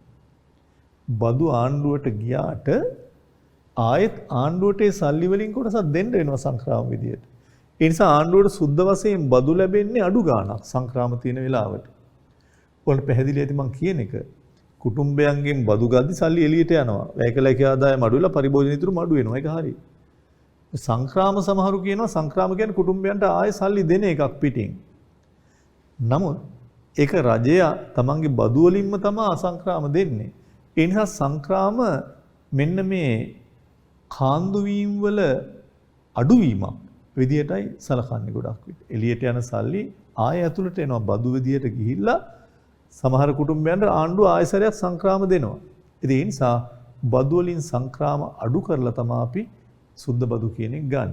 ඒ නිසා සංක්‍රාම කියන්නේ ඇත්තටම එළියට යන සල්ලි නෙමෙයි ඇතුළට එන එකක්. විදීමක් තමයි. හැබැයි ඒක අපි ගලපනවා බදු වලට. ඒ නිසා සංක්‍රාම අයකරන්න සුද්ධ බදු මොකද වෙන්නේ? කුටුම්බයන්ගෙන් කුටුම්බයන් සංක්‍රාම දෙන්න. කුටුම්බයන් සංක්‍රාම දෙන්න සුද්ධ බදු අඩු වෙනවා. මේ සංක්‍රාම දෙන්න සුද්ධ බදු අඩු වෙනවා. සංක්‍රාම දෙන්න සුද්ධ බදු අඩු වෙනවා. සුද්ධ බදු අඩු වෙනවා කියලා කියන්නේ සංක්‍රාම දෙන්න සුද්ධ බදු අඩු වෙනවා. සුද්ධ බදු අඩු වුණාම බදු අඩු වෙන්න වැය කළ හැකි ආදායම වැඩි වෙනවා. බදු අඩු වෙන්න සුද්ධ බදු අඩු වෙන්න සුද්ධ බදු අඩු වෙනවා කියන්නේ සංක්‍රාම දෙනවා කියන එකනේ. ඕනනම් මේක අපි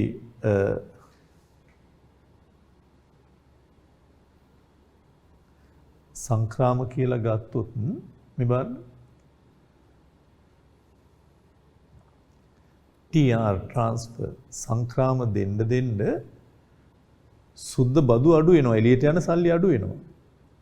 සංක්‍රාම දෙන්න ආණ්ඩුවට මේ සංක්‍රාම දෙන්න බද්ද අඩු වෙනවා.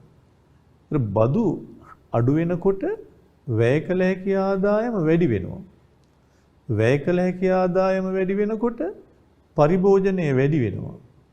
පරිභෝජනය වැඩි වුණාම ඊ වැඩි වෙනවා. ඊ වැඩි වුණාම y වැඩි වෙන්නත් පුළුවන්. අපි හිතමු සංක්‍රාම දුන්න එක කපා හැරියා. ආණ්ඩුවක් ඇවිල්ලා සංක්‍රාම අතහැරලා දැම්ම. සමෘද්ධි නවත්තුවා. සමෘද්ධි නවත්තපු ගමන් මොකද වෙන්නේ? සමෘද්ධි නවත්තපු ගමන් මේ බදු වැඩි වෙනවා. බදු එළියට යනවා වැඩි වෙන්න වැය කළ හැකි ආදායම අඩු වෙනවා. අඩු වෙලා පරිභෝජනය අඩු වෙලා ඊ අඩු වෙනවා. ඒ නිසා හොඳට මතක තියාගන්න මම මේ කියපු දේ මේවා ආයෙ මතක තියාගන්න. සංක්‍රාම දෙන්න බදු සුද්ධ බදු අඩු වෙනවා. net tax එක සංක්‍රාම ආණ්ඩුවට බදු ලැබුණාට සංක්‍රාම ආයසරයක් කුටුම්බයන්ට දෙනවා. කුටුම්බයන්ගෙන්ම සල්ලි අරන් තව කුටුම්බයන්ට දෙනවා. සුද්ධ බදු අඩු වෙනවා. සුද්ධ බදු එළියට යන ප්‍රමාණය අඩු වෙනවා කියලා කියන්නේ වැය කළ හැකි ආදායම වැඩි වෙලා පරිභෝජනය වැඩි වෙලා C වැඩි වෙලා E වැඩි වෙනවා. සුද්ධ මේ සංක්‍රාම කපා හැරියොත් සංක්‍රාම දෙන එක නැවැත්තුවොත් කුටුම්බයන්ගේ බදු විතරයි යන්නේ ආයෙ එන්නේ නැහැ. ඒත් සංක්‍රාම නැවැත්තුවොත් සුද්ධ බදු වැඩි වෙනවා. සංක්‍රාම නැති වුණොත් මේ 200මයි. කලින් 150යි දැන් 200යි. එහෙම වුණොත් වැය කළ හැකි ආදායම අඩු වෙලා පරිභෝජනය අඩු වෙලා අඩුවීම් වෙනවා. ඒ නිසා නිතර මේ සංක්‍රාම හරහා වෙන සිදුවීම වැය කළ හැකි ආදායම හරහා තමයි යන්නේ. සංක්‍රාම කියන්නේ ඇත්තටම කුඩුම්බේ ආදායමට එකතු වීමක් තමයි. ඒක අපි මෙහෙම විදීමක් කියලා ගන්න නැතුව කාන්දු වීම වල අඩුවීමක්, ගිලිහීම් වල අඩුවීමක්. බදු එළියට ගියාට ආයේ කුටුම්බයන්ටම ආණ්ඩුවේ සල්ලි වලින් දෙනවා සංක්‍රාම. ඒ නිසා සංක්‍රාම ගලපන හැටි මතක තියාගන්න පුළුවන් ඔබට. ඒ වගේම සංක්‍රාම අපි ස්වාධීන වියදමක් විදියට අරගෙන ඒක ස්ථීර ගාණක් කියලා අපි අරගෙන මේ විදියට වක්‍රයක් තමයි අඳින්නේ. රජයේ විසින් කුටුම්බාංශයට කරන ඒකපාර්ශ්වීය ගෙවීම් සංක්‍රාම එක්තරා ආකාරයකින් ඍණ බද්දක් බදු අඩු වෙනවා.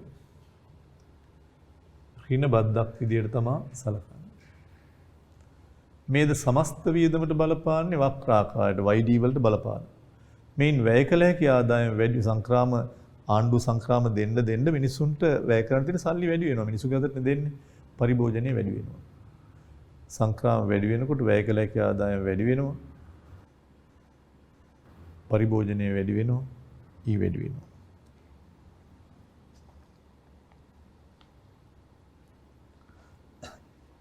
එක සමස්ත වියදම ප්‍රසාරණය වෙනවා.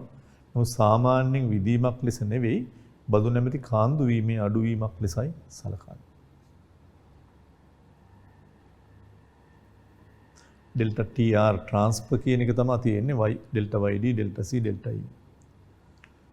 ඒකත් අපි අර ස්වාධීන වියදමක් විදියටම සලකලා ස්වායත්ත වියදමක් ආදායම අනුව වෙනස් වෙන්නේ නැහැ කියලා සලකලා R බිඳුව කියලා දාලා තියෙනවා. ආර්ථිකයක රජය ලබා දෙන සංක්‍රාම බිලියන 50ක් ලෙස තීරණය වීම පාත පරිදි දක්වන්න පුළුවන් කියලා අපි කිව්වේ. ඒක සිතයක් විදිහට TR සමානයි 50යි කියලා ගන්න ඉස්සෙල්ලා එක මම හිතනවා ඔබ ලියා ගන්න ඇති.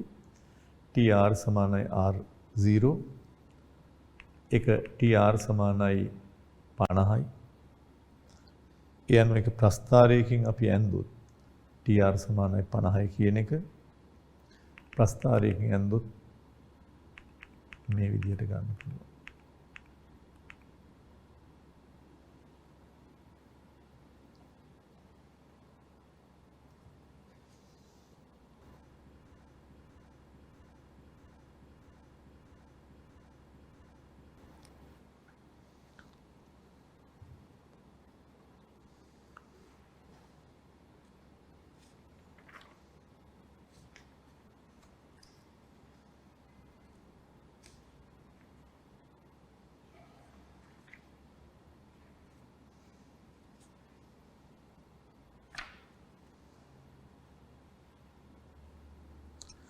ඒ ඉස්සරහින්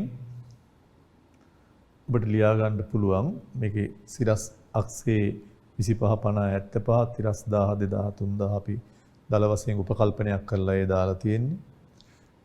ඉස්සරහින් ලියන්න සංක්‍රාම බිලියන රුපියල් බිලියන 50ක් ලෙස ආර්ථිකය තුල තීරණය වී ඇති බවත් ඒ ජාතික ආදායම සමග වෙනස් නොවන බවත් මේ සිතෙන් දැක්වෙනවා. සංක්‍රාම රුපියල් බිලියන 50ක් ලෙස ආර්ථිකය තුල තීරණය වී ඇති බවත් ඒ ජාතික ආදායම සමග වෙනස් නොවන බවත් මේ සිතේ මගින් දැක්වෙනවා.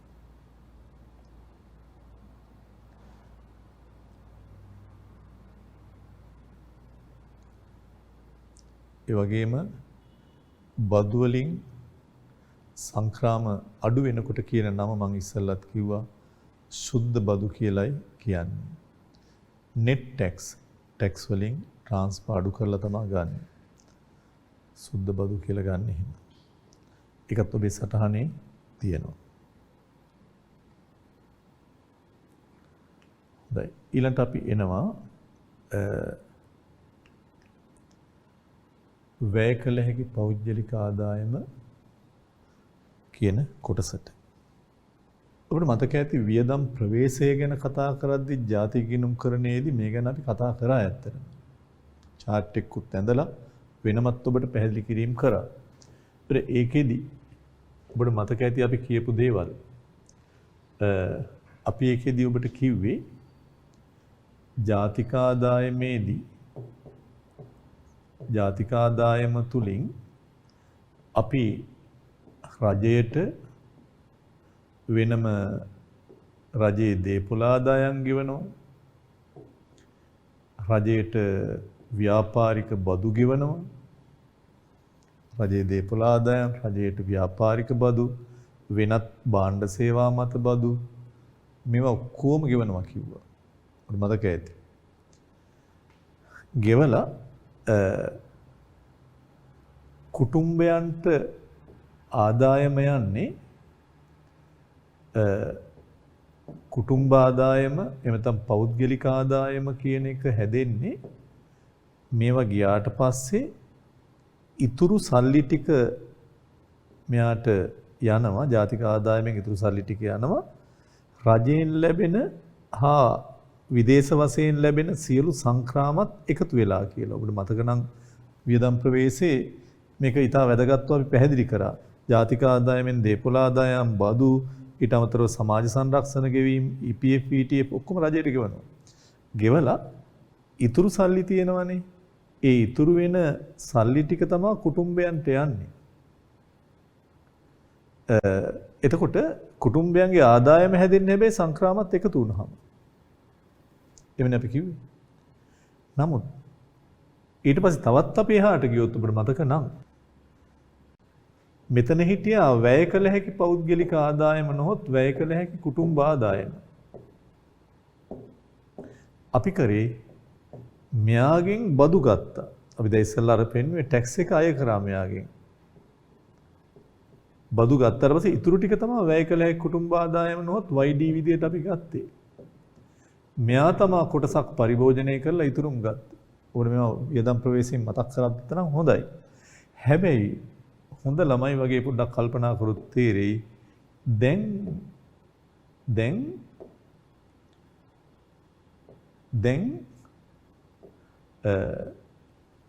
ඇත්තටම රජයක් නැහැ. රජයක් නැති නිසාම දේපොළ බදු ගෙවන්න කෙනෙක් නැහැ. භාණ්ඩ සේවා මත බදු ගෙවන්න කෙනෙක් නැහැ. සමාජ සංරක්ෂණ නැහැ. සංක්‍රාම දෙන්න කෙනෙක් නැහැ. මම මේ කියන්නේ සරල ආර්ථිකයක කුටුම්බයෝ ව්‍යාපාරිකයෝ විතරක් ඉන්නවා නම් රජයකුත් නැත්තම් විදේශ අංශයකුත් නැත්තම් විදේශ සංක්‍රාම ගන්න රජයට බදුත් යන්නේ නැත්තම් සරල ආර්ථිකයක කියන්නේ කුටුම්බයේ ව්‍යාපාරිකයෝ විතරක් ඉන්න වෙලාවක මෙන්න මේ y සමාන වෙනවා yd වලට. yd වලට සමානයි. රජයක් නැහැ සරල ආර්ථිකයක මේ විදේශ අංශයකුත් නැහැ. එහෙම වෙලාවක සංක්‍රාම බදු මුකුත් නැහැ. yd වලට සමානයි. හැබැයි රජයේ ඉන්නකොට විදේශ අංශයක් ඉන්නකොට yd සමාන නැහැ. ඒ නිසා ඒ ගැන පොඩ්ඩක් දැනන් ඉන්න වෙනවා.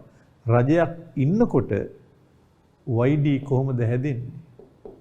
රජයක් ඉන්නකොට yd හැදෙන්නේ මේ ජාතික ආදායමෙන් මේවා ගිහිල්ලා සංක්‍රාම වලට ආව මේ කුටුම්බ ආදායමෙන්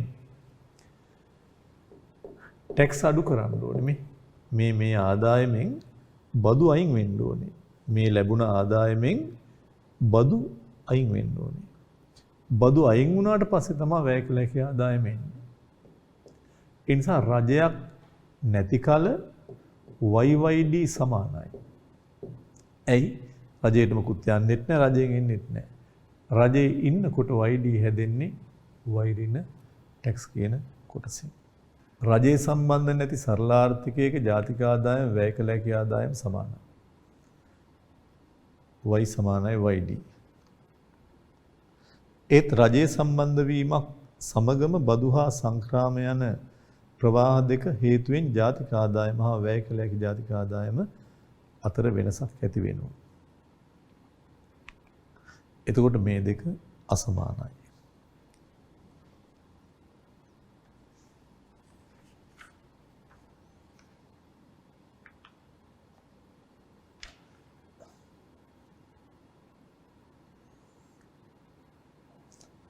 ඒ අනුව රජයේ සහිත ආර්ථිකයක YD හැදෙන්නේ Y වලින් මේ බදු අඩු කරලා සංක්‍රාම එකතු කරලා ඒක ඕනනම් සුද්ධ බදු විදිහට අපිට ගන්න පුළුවන් NTX සුද්ධ බදු අපි ආවේ NTX කියන එක ආවේ බදු වලින් සංක්‍රාම අඩු කරලා TXTR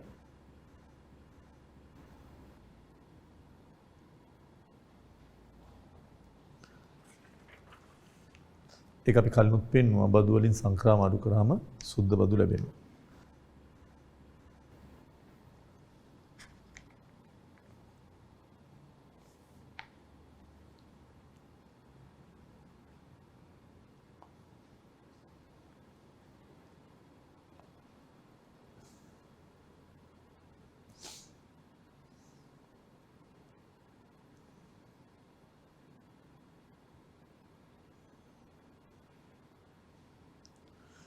ඊළඟට අපි දැන් මේක තවත් ඔබට තේරෙයි සරල ආර්ථිකයේ රජයේ සහිත ආර්ථිකය ගැන අපි කතා කරන අවස්ථාවල ඊළඟට දැන් අපි ගන්නවා අපනයන X මේකත් ඔබට මතක ඇති සමාහාර වියදමේ සංරචකයක් විදිහට අපි කතා කරපු එකක්.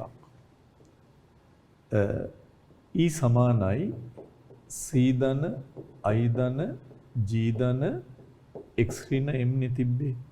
මේවා දැන් ඔක්කොම කතා කරලා ඉවරයි. මෙයාට බලපාපු බදු සංක්‍රාමත් කතා කරා. දැන් මම X හා M ගැන කතා කරන්න යන්නේ. X කියන්නේ එක්ස්පෝර්ට් අපනයන. එතකොට අපනයන කියන්නේ ලංකාවෙන් පිටරට යවන භාණ්ඩ. ලංකාවෙන් පිටරට යන භාණ්ඩ. භාණ්ඩ එළියට යනවා සල්ලි ඇතුළට එනවා. එතකොට හැම වෙලාවකදීම මේ තියෙන්නේ රටේ සමස්ත නිමැවුමට කරන මුළු ඉල්ලුම. අපේ අපනයන ඉල්ලන්නේ චීනය අය. අපේ අපනයන ඉල්ලන්නේ ඇමරිකාවේ අය, ජපානයේ අය. ඒ නිසා මේ තියෙන්නේ ඊවල මේ තියෙන අපනයන කියලා කියන්නේ විදේශිකයෝ අපේ භාණ්ඩ වලට ඉල්ලනවා. අපි ඒවා යවනවා. ඒ නිසා මේ සමස්ත ඉල්ලුම කියන්නේ සමස්ත නිමැවුම සඳහා අපේක්ෂා කරන ඉල්ලුම. ඒක විදේශිකයොත් අපේ භාණ්ඩ ඉල්ලනවා, අපි භාණ්ඩ යවනවා. ඒ තුලින් ඉල්ලුම වැඩි වෙනවා. අපනයනය කරනවා කියන්නේ පිටරට අපේ භාණ්ඩ වලට ඉල්ලනවා, ඉල්ලුම වැඩි වෙනවා. ඒක විදීමක්ද කාන්දු වීමක්ද? කාන්දු වීම කියන්නේ withdrawal, ගිලිහීම. එකතු වීම කියන්නේ විදීම. එකතු වීම කියන්නේ විදීම, J, injection. එහෙනම් මම අහනවා ඔබෙන් අපනයන කියලා කියන්නේ එළියට යන එකක්ද ඇතුළට එන එකක්ද? ඔබ එක සැරේම කියයි අපනයන කියන්නේ භාණ්ඩ එළියට යනවනේ කියලා.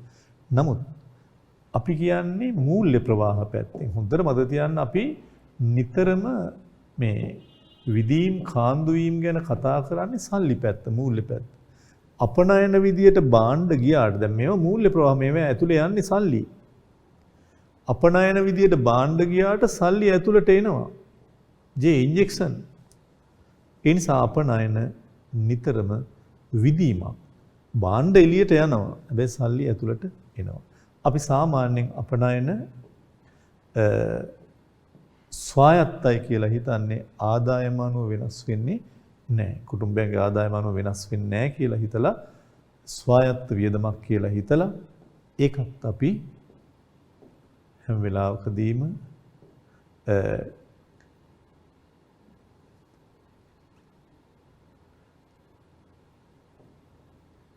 මේ විදිහට පෙන්눔 කිරීමක් කරනවා 100 නම් 100. ඒ නිසා හොඳට මතක තියාගන්න අපනයන කියන්නේ හැම වෙලාවකදීම භාණ්ඩ ගියාට සල්ලි ආයෙ එනවා.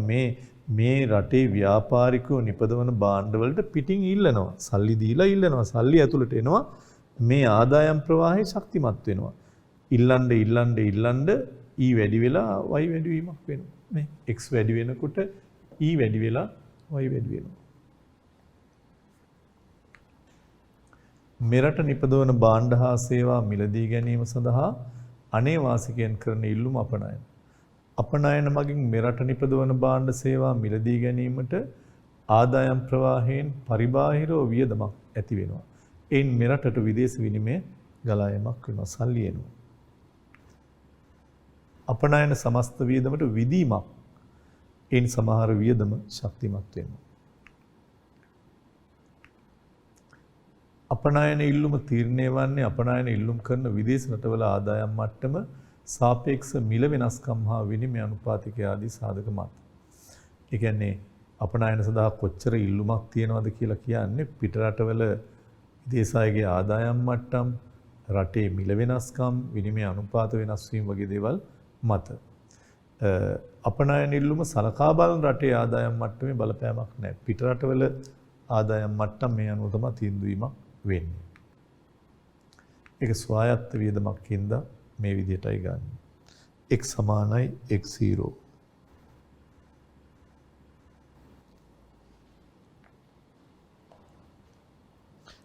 අපි ඒකටත් ඉලක්කමක් දාලා වක්‍රයක් අඳින්න බලමු.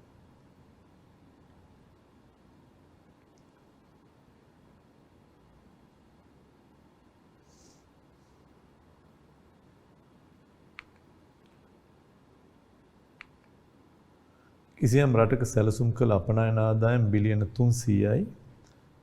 ඒක x සමානයි 300ක් විදියට පෙන්වන්න පුළුවන්.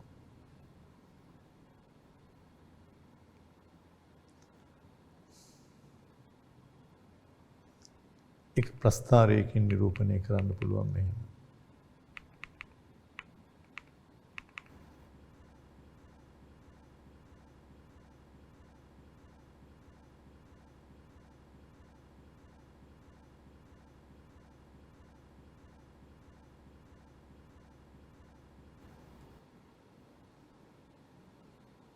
x සමානයි 300යි කියලා ශ්‍රීතේ ලියාගෙන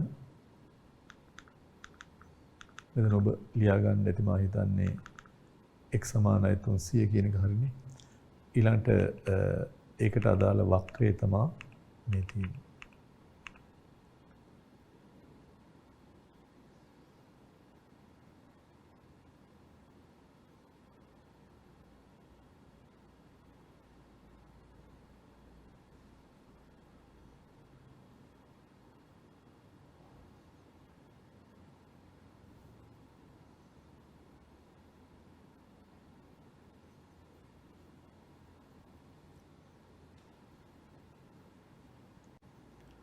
ඉස්සරහින් ලියන්න පරිමාණේ දාගෙන අර විදියමයි 300 කෙලින් ඉරක් ගන්න. තිරස් අක්ෂයට සමාන්තරයි. අපනයන රුපියල් බිලියන 300ක් ලෙස ආර්ථිකයේ තීරණය වී ඇති බවත් අපනයන රුපියල් බිලියන 300ක් ලෙස ආර්ථිකයේ තීරණය වී ඇති බවත් එය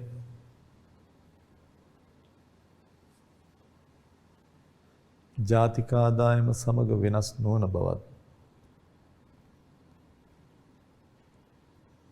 මෙම ප්‍රස්ථාරයෙන් පෙන්වා දෙයි.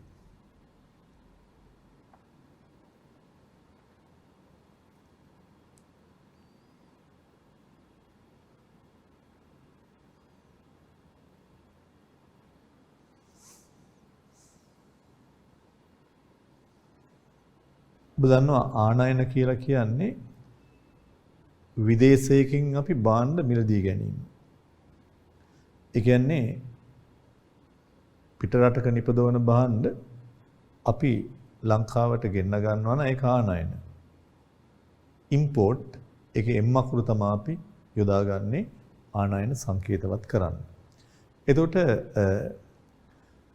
මේ භාණ්ඩවලට ඉල්ලන්නේ ලංකාවේ අය මිසක් පිටරට අය නෙමෙයි. අපනයන වලට ඉල්ලුවේ පිටරට අය විදේශිකයෝ. දැන් අපි තමයි ඉල්ලන්නේ. නේවාසිකයෝ ඉල්ලනවා පිටරටවල් වල නිෂ්පාදනය කරන භාණ්ඩ වලට. විදේශීයව නිපදවන භාණ්ඩ සේවාවලට ලංකාවේ අය ඉල්ලුම් කරනවා නම් ඒක ආනයන. ඒ නිසා ආනයන සඳහා මුදල් ලංකාවෙන් ඉවතට ඇදී යාමක් වෙනවා. මේ ලංකාව නම් මේ ලංකාවෙන් ආනයන විදිහට භාණ්ඩ ආවට සල්ලි එළියට ඇදිලා යනවා.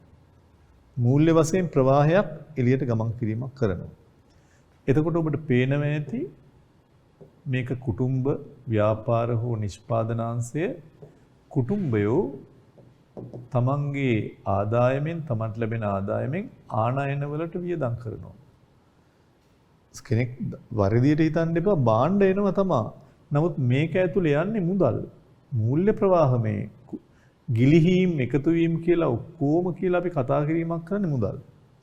ඒ හින්දා ආනයනයේදී අපි භාණ්ඩ ගෙනාවට සල්ලි යනවා.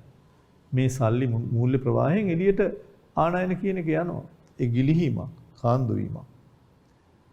ආනයනත් අපි සාමාන්‍යයෙන් ආනයන දැන් උල්ද මතක ඇති E සමාහාර වියදම සමානයි C ධන I ධන G ධන X ඍණ M.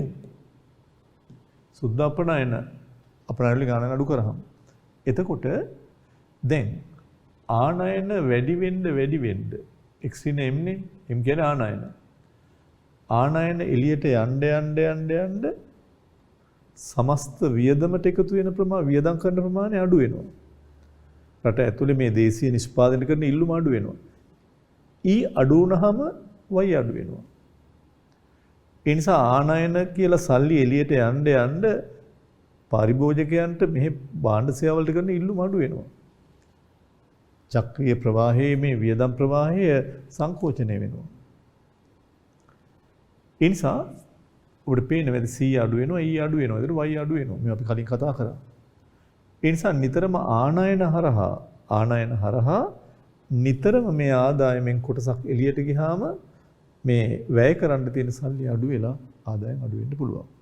එතකොට ඔබට පේනවා ඇති මෙතන අපි අපනයන වලින් ආනයන අඩු කරලා සුද්ධ අපනයන තමයි හැම වෙලාවම ගන්නෙ.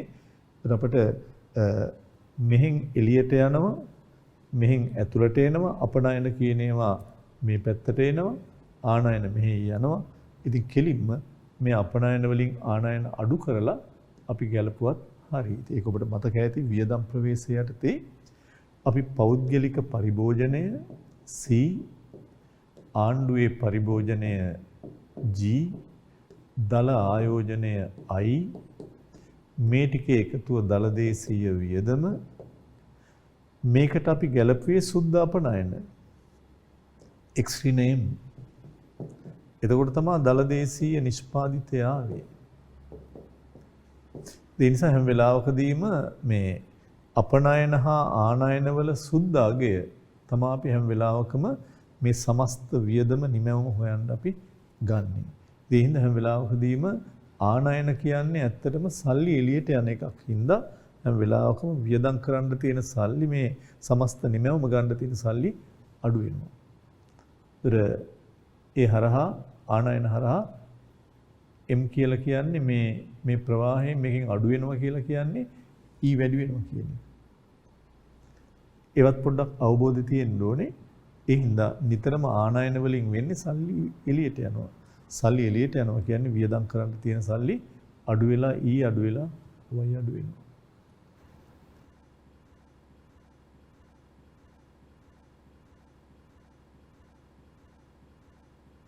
විදේශීයව නිපදවන භාණ්ඩ සේවා මිලට ගැනීමට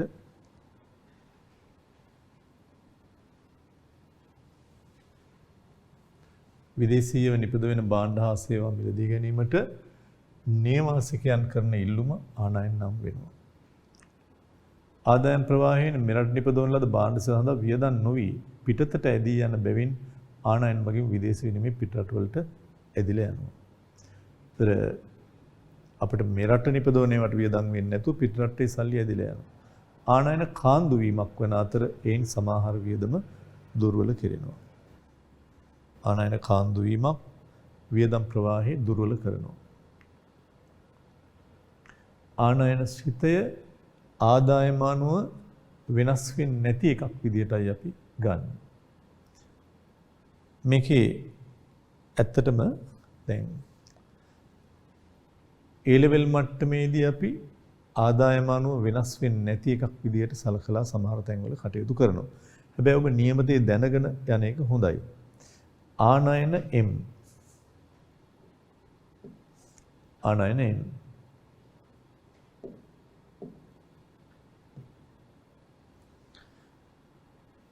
ආනයන වලින් කොටසක් අපිට සිදු වෙනවා ආදායම ඇතත් නැතත් සිදු කරන්න.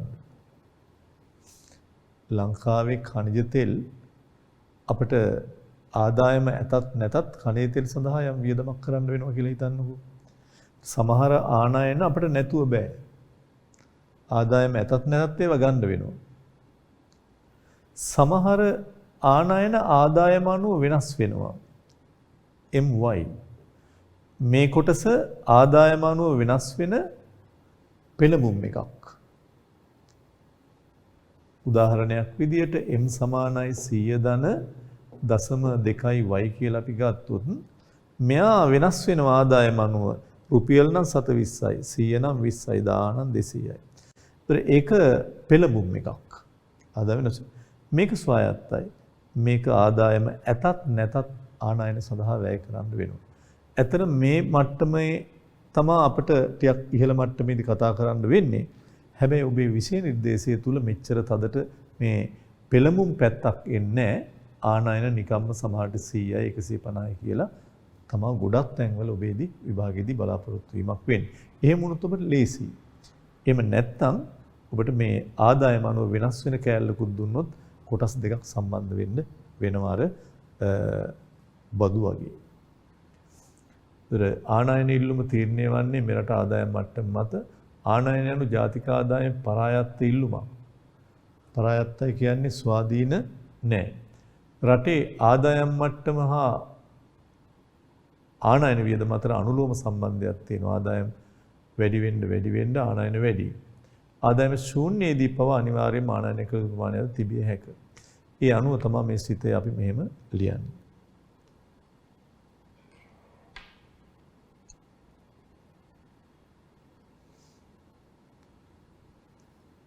m සමානයි m බිඳුව ධන my.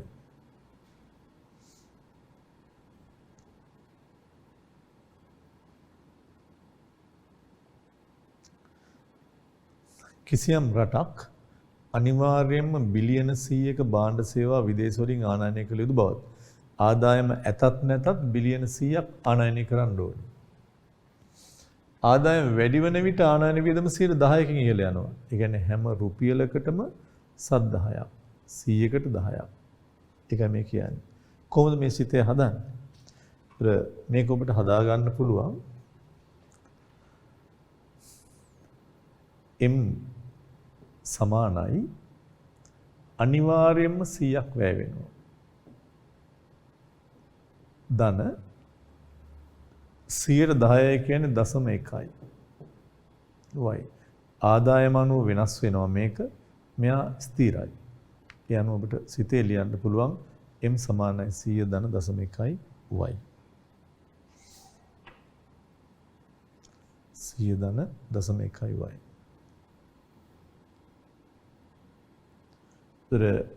ආනයන වක්‍රය අපිට ප්‍රස්ථාරයක් හරහා පෙන්වුම් කරන්න පුළුවන්. 100 ධන 0.1යි y. කොහොමද මේක අඳින්නේ? 0.1 කියන්නේ ඇත්තටම බෑවුම මේකේ. 100 කියන්නේ අනිවාර්යයෙන්ම ආදායම 7ක්වත් නැතත් ආදායම බිඳුවේදීත් 100ක් ආනයනය කරන්න වෙනවා. මේ වගේ වක්‍රයක්. එතකොට මේකේ මේ 0.1 කියන්නේ බෑවුම. මේ බෑවුම කියන්නේ මේ පැත්ත ඩෙල්ටා m මේ පැත්ත ඩෙල්ටා y. ඩෙල්ටා m බෙදීම සිරස් දුර බෙදීම තිරස් දුර නම් මේ දුර 100යි මේ දුර 1000යි උත්තරේ 0.1යි. නිතරම බෑවුම මේ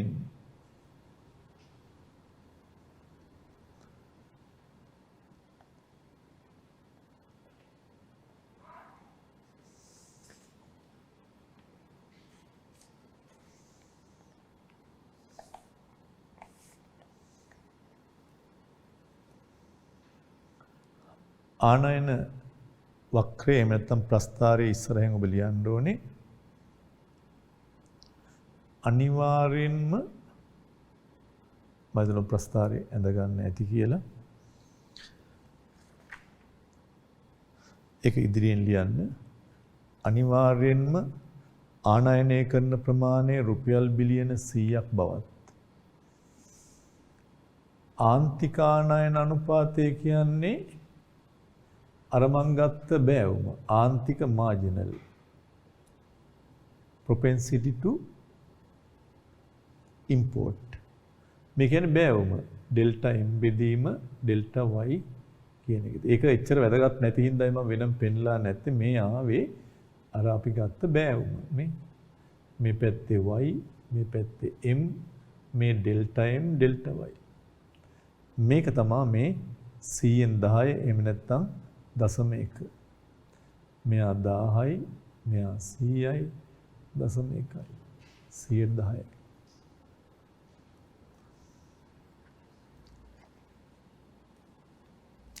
සාමාන්‍යයෙන් A level මට්ටමේදී මේ A level මට්ටමේදී MCI ඔහොම තමයි දෙන්නේ. අර ඉතුරු කෑල්ල දෙන්නේ නැහැ. බොහෝ විට දෙන්නේ නැහැ. නමුත් ඒක තියෙන බව ඔබ දැනගන්න ඕනේ. ඒක තමයි යටින් කියලා තියෙන්නේ. ඔබට පේනවා ඇති උසස් පෙළ මට්ටමේදී ආනයන ජාතික ආදායම සමග වෙනස් නොවන බැවින් උසස් පෙළ මට්ටමේදී වෙනස් වෙන්නේ නැති හින්දා ස්වාධීන අයිතමයක් ලෙස සලකන්න පුළුවන්.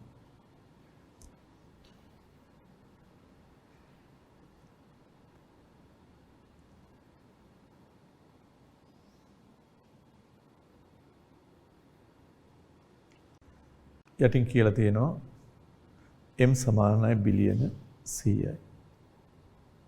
මුල කොටස විතරයි.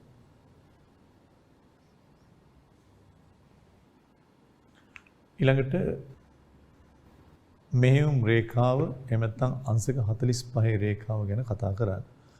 ඔබට මතක ඇති මේක අපි මීට පෙර විවිධ අවස්ථාවල කතා බහට ලක් කරා සමතුලිත ජාතික ආදායම ගැන කතා කරන්නේ. ඇත්තට මෙහෙයුම් රේඛාව නොහොත් අංශක 45 රේඛාව කියලා කියන්නේ සිරස් අක්ෂයේ සමාහාර වියදම දාලා තිරස් අක්ෂයේ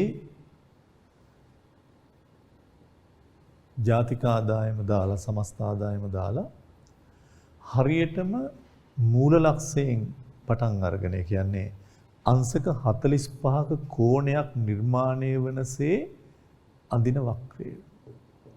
ඒකට y සමානයි e වක්‍රය කියලාත් කියනවා. මෙහෙයුම් රේඛාව කියලාත් කියනවා. අංශක 45 රේඛාව කියලාත් කියනවා.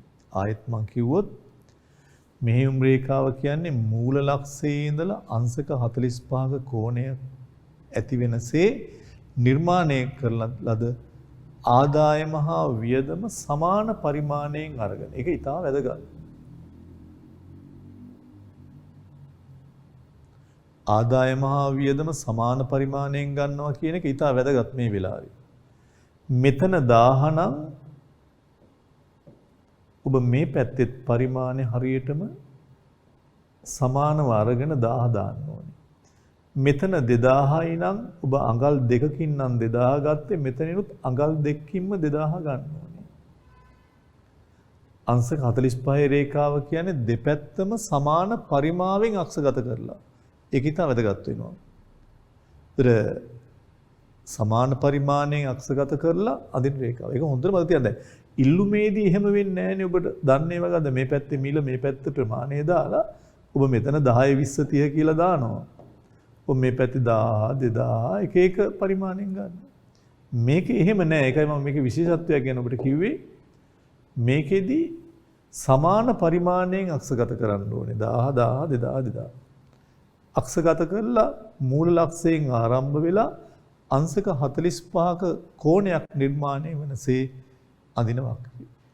මේක y සමානයි e රේඛාව කියලා අපි හඳුන්වනවා. අංශක 45 රේඛාව මෙහෙම රේඛාව.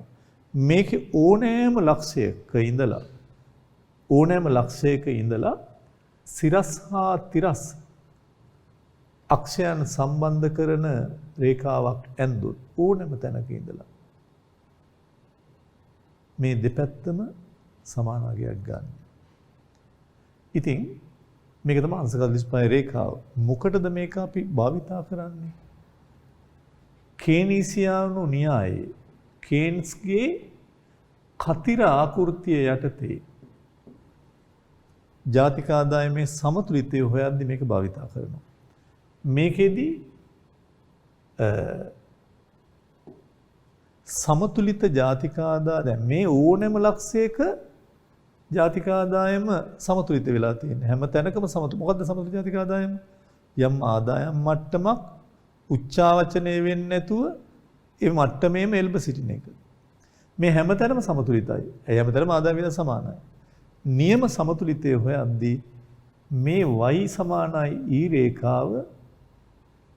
e රේඛාවට සමාන වියදම් රේඛාවට කැපෙන ඡේදනය වෙන තැන තමයි සමතුලිතයේ විදියට අපි ගන්නෙ. ඒ වෙලාවේ තීරණය වෙන ආදායම සමතුලිත ජාතික ආදායම මේ සමහර වියදම. ඒ නිසා ඒක විශේෂයෙන් මතක තියෙන්න ඕනේ මේ y වක්‍රයේ ඕනෑම තැනක් සමතුලිතයි. හැබැයි සැබෑ සමතුලිතය හොයද්දී අපි මේ y රේඛාවට ඡේදනය වෙන තැන තමයි අපි ගන්න ඕනේ. මේ තමයි ඒ ජාතික ආදායම් මට්ටම නොවෙනස්ව එල්බ සිටීමේ අවස්ථාව. උච්චාවචනය වෙන්නේ නැතුව තියෙන තැන. ඒතර මේක කේන්ස්ගේ කතිර ආකෘතිය යටතේ ජාතික ආදායමේ සමතුලිතය හොයන හැටි. මේකේ ලක්ෂණ තමයි එතකොට මේ රේඛාව අංශක 45 කෝණයකින් තියෙනවා. ඕනෑම ලක්ෂයකට සම්බන්ධ ආදායම් වියදම් සමාන වෙනවා.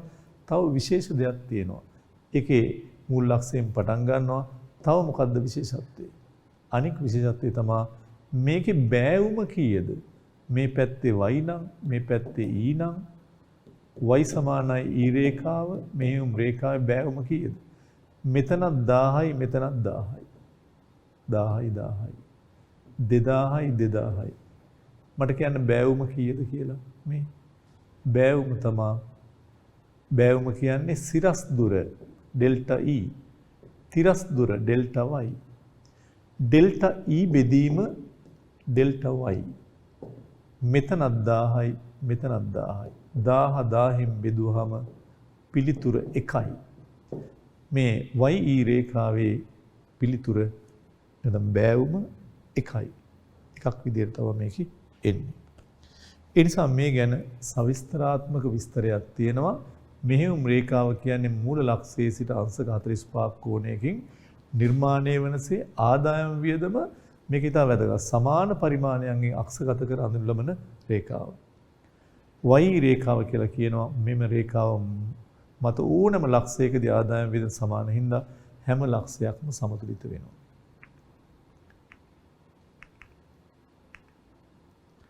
මම හිතනවා ඒක අපි ඇඳලා තියෙනවා.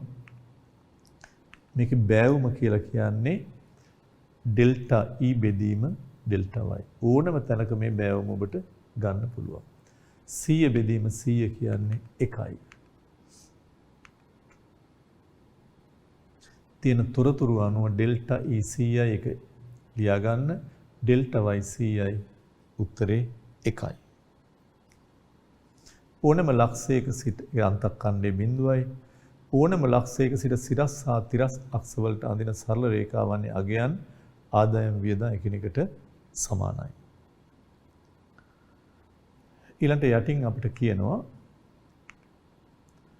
ජෝන් මේනාඩ් කේන්ස්ගේ සමස්ත වියදම් විශ්ලේෂණයට අනුව සමතුලිත ජාතික ආදායම නිරූපණය කරන ලද්දේ මේ මෙහෙයුම් රේඛාව ඔස්සේ. සමස්ත වියදම් රේඛාව, ඒ කියන්නේ E රේඛාව අංශක 45 රේඛාව ඡේදනය කරන ලක්ෂය. අංශක 45 රේඛාව කියන්නේ මේක. E රේඛාව කියන්නේ මේක. මේ ඡේදනය වෙන ලක්ෂය තමයි සමතුලිත ජාතික ආදායම වෙන්නේ. එබැවින් මේ කේනීසියානු කතින ආකෘතිය කියලත් අපි හැඳින්වීමක් කරනවා. ඒකත් මෙතන අපි දක්වලා තියෙනවා.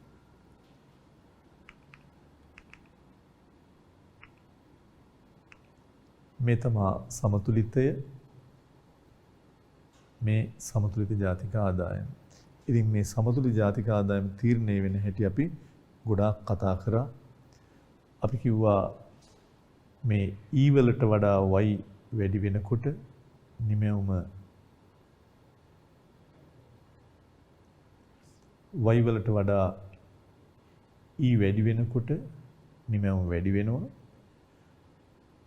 E වලට වඩා y වැඩි වෙනකොට නිමැවුම අඩු වෙනවා. ඕවා අපි ඔක්කොම පැහැදිලි කිරීමක් කරලා තමයි මෙතෙන්ට ආවේ.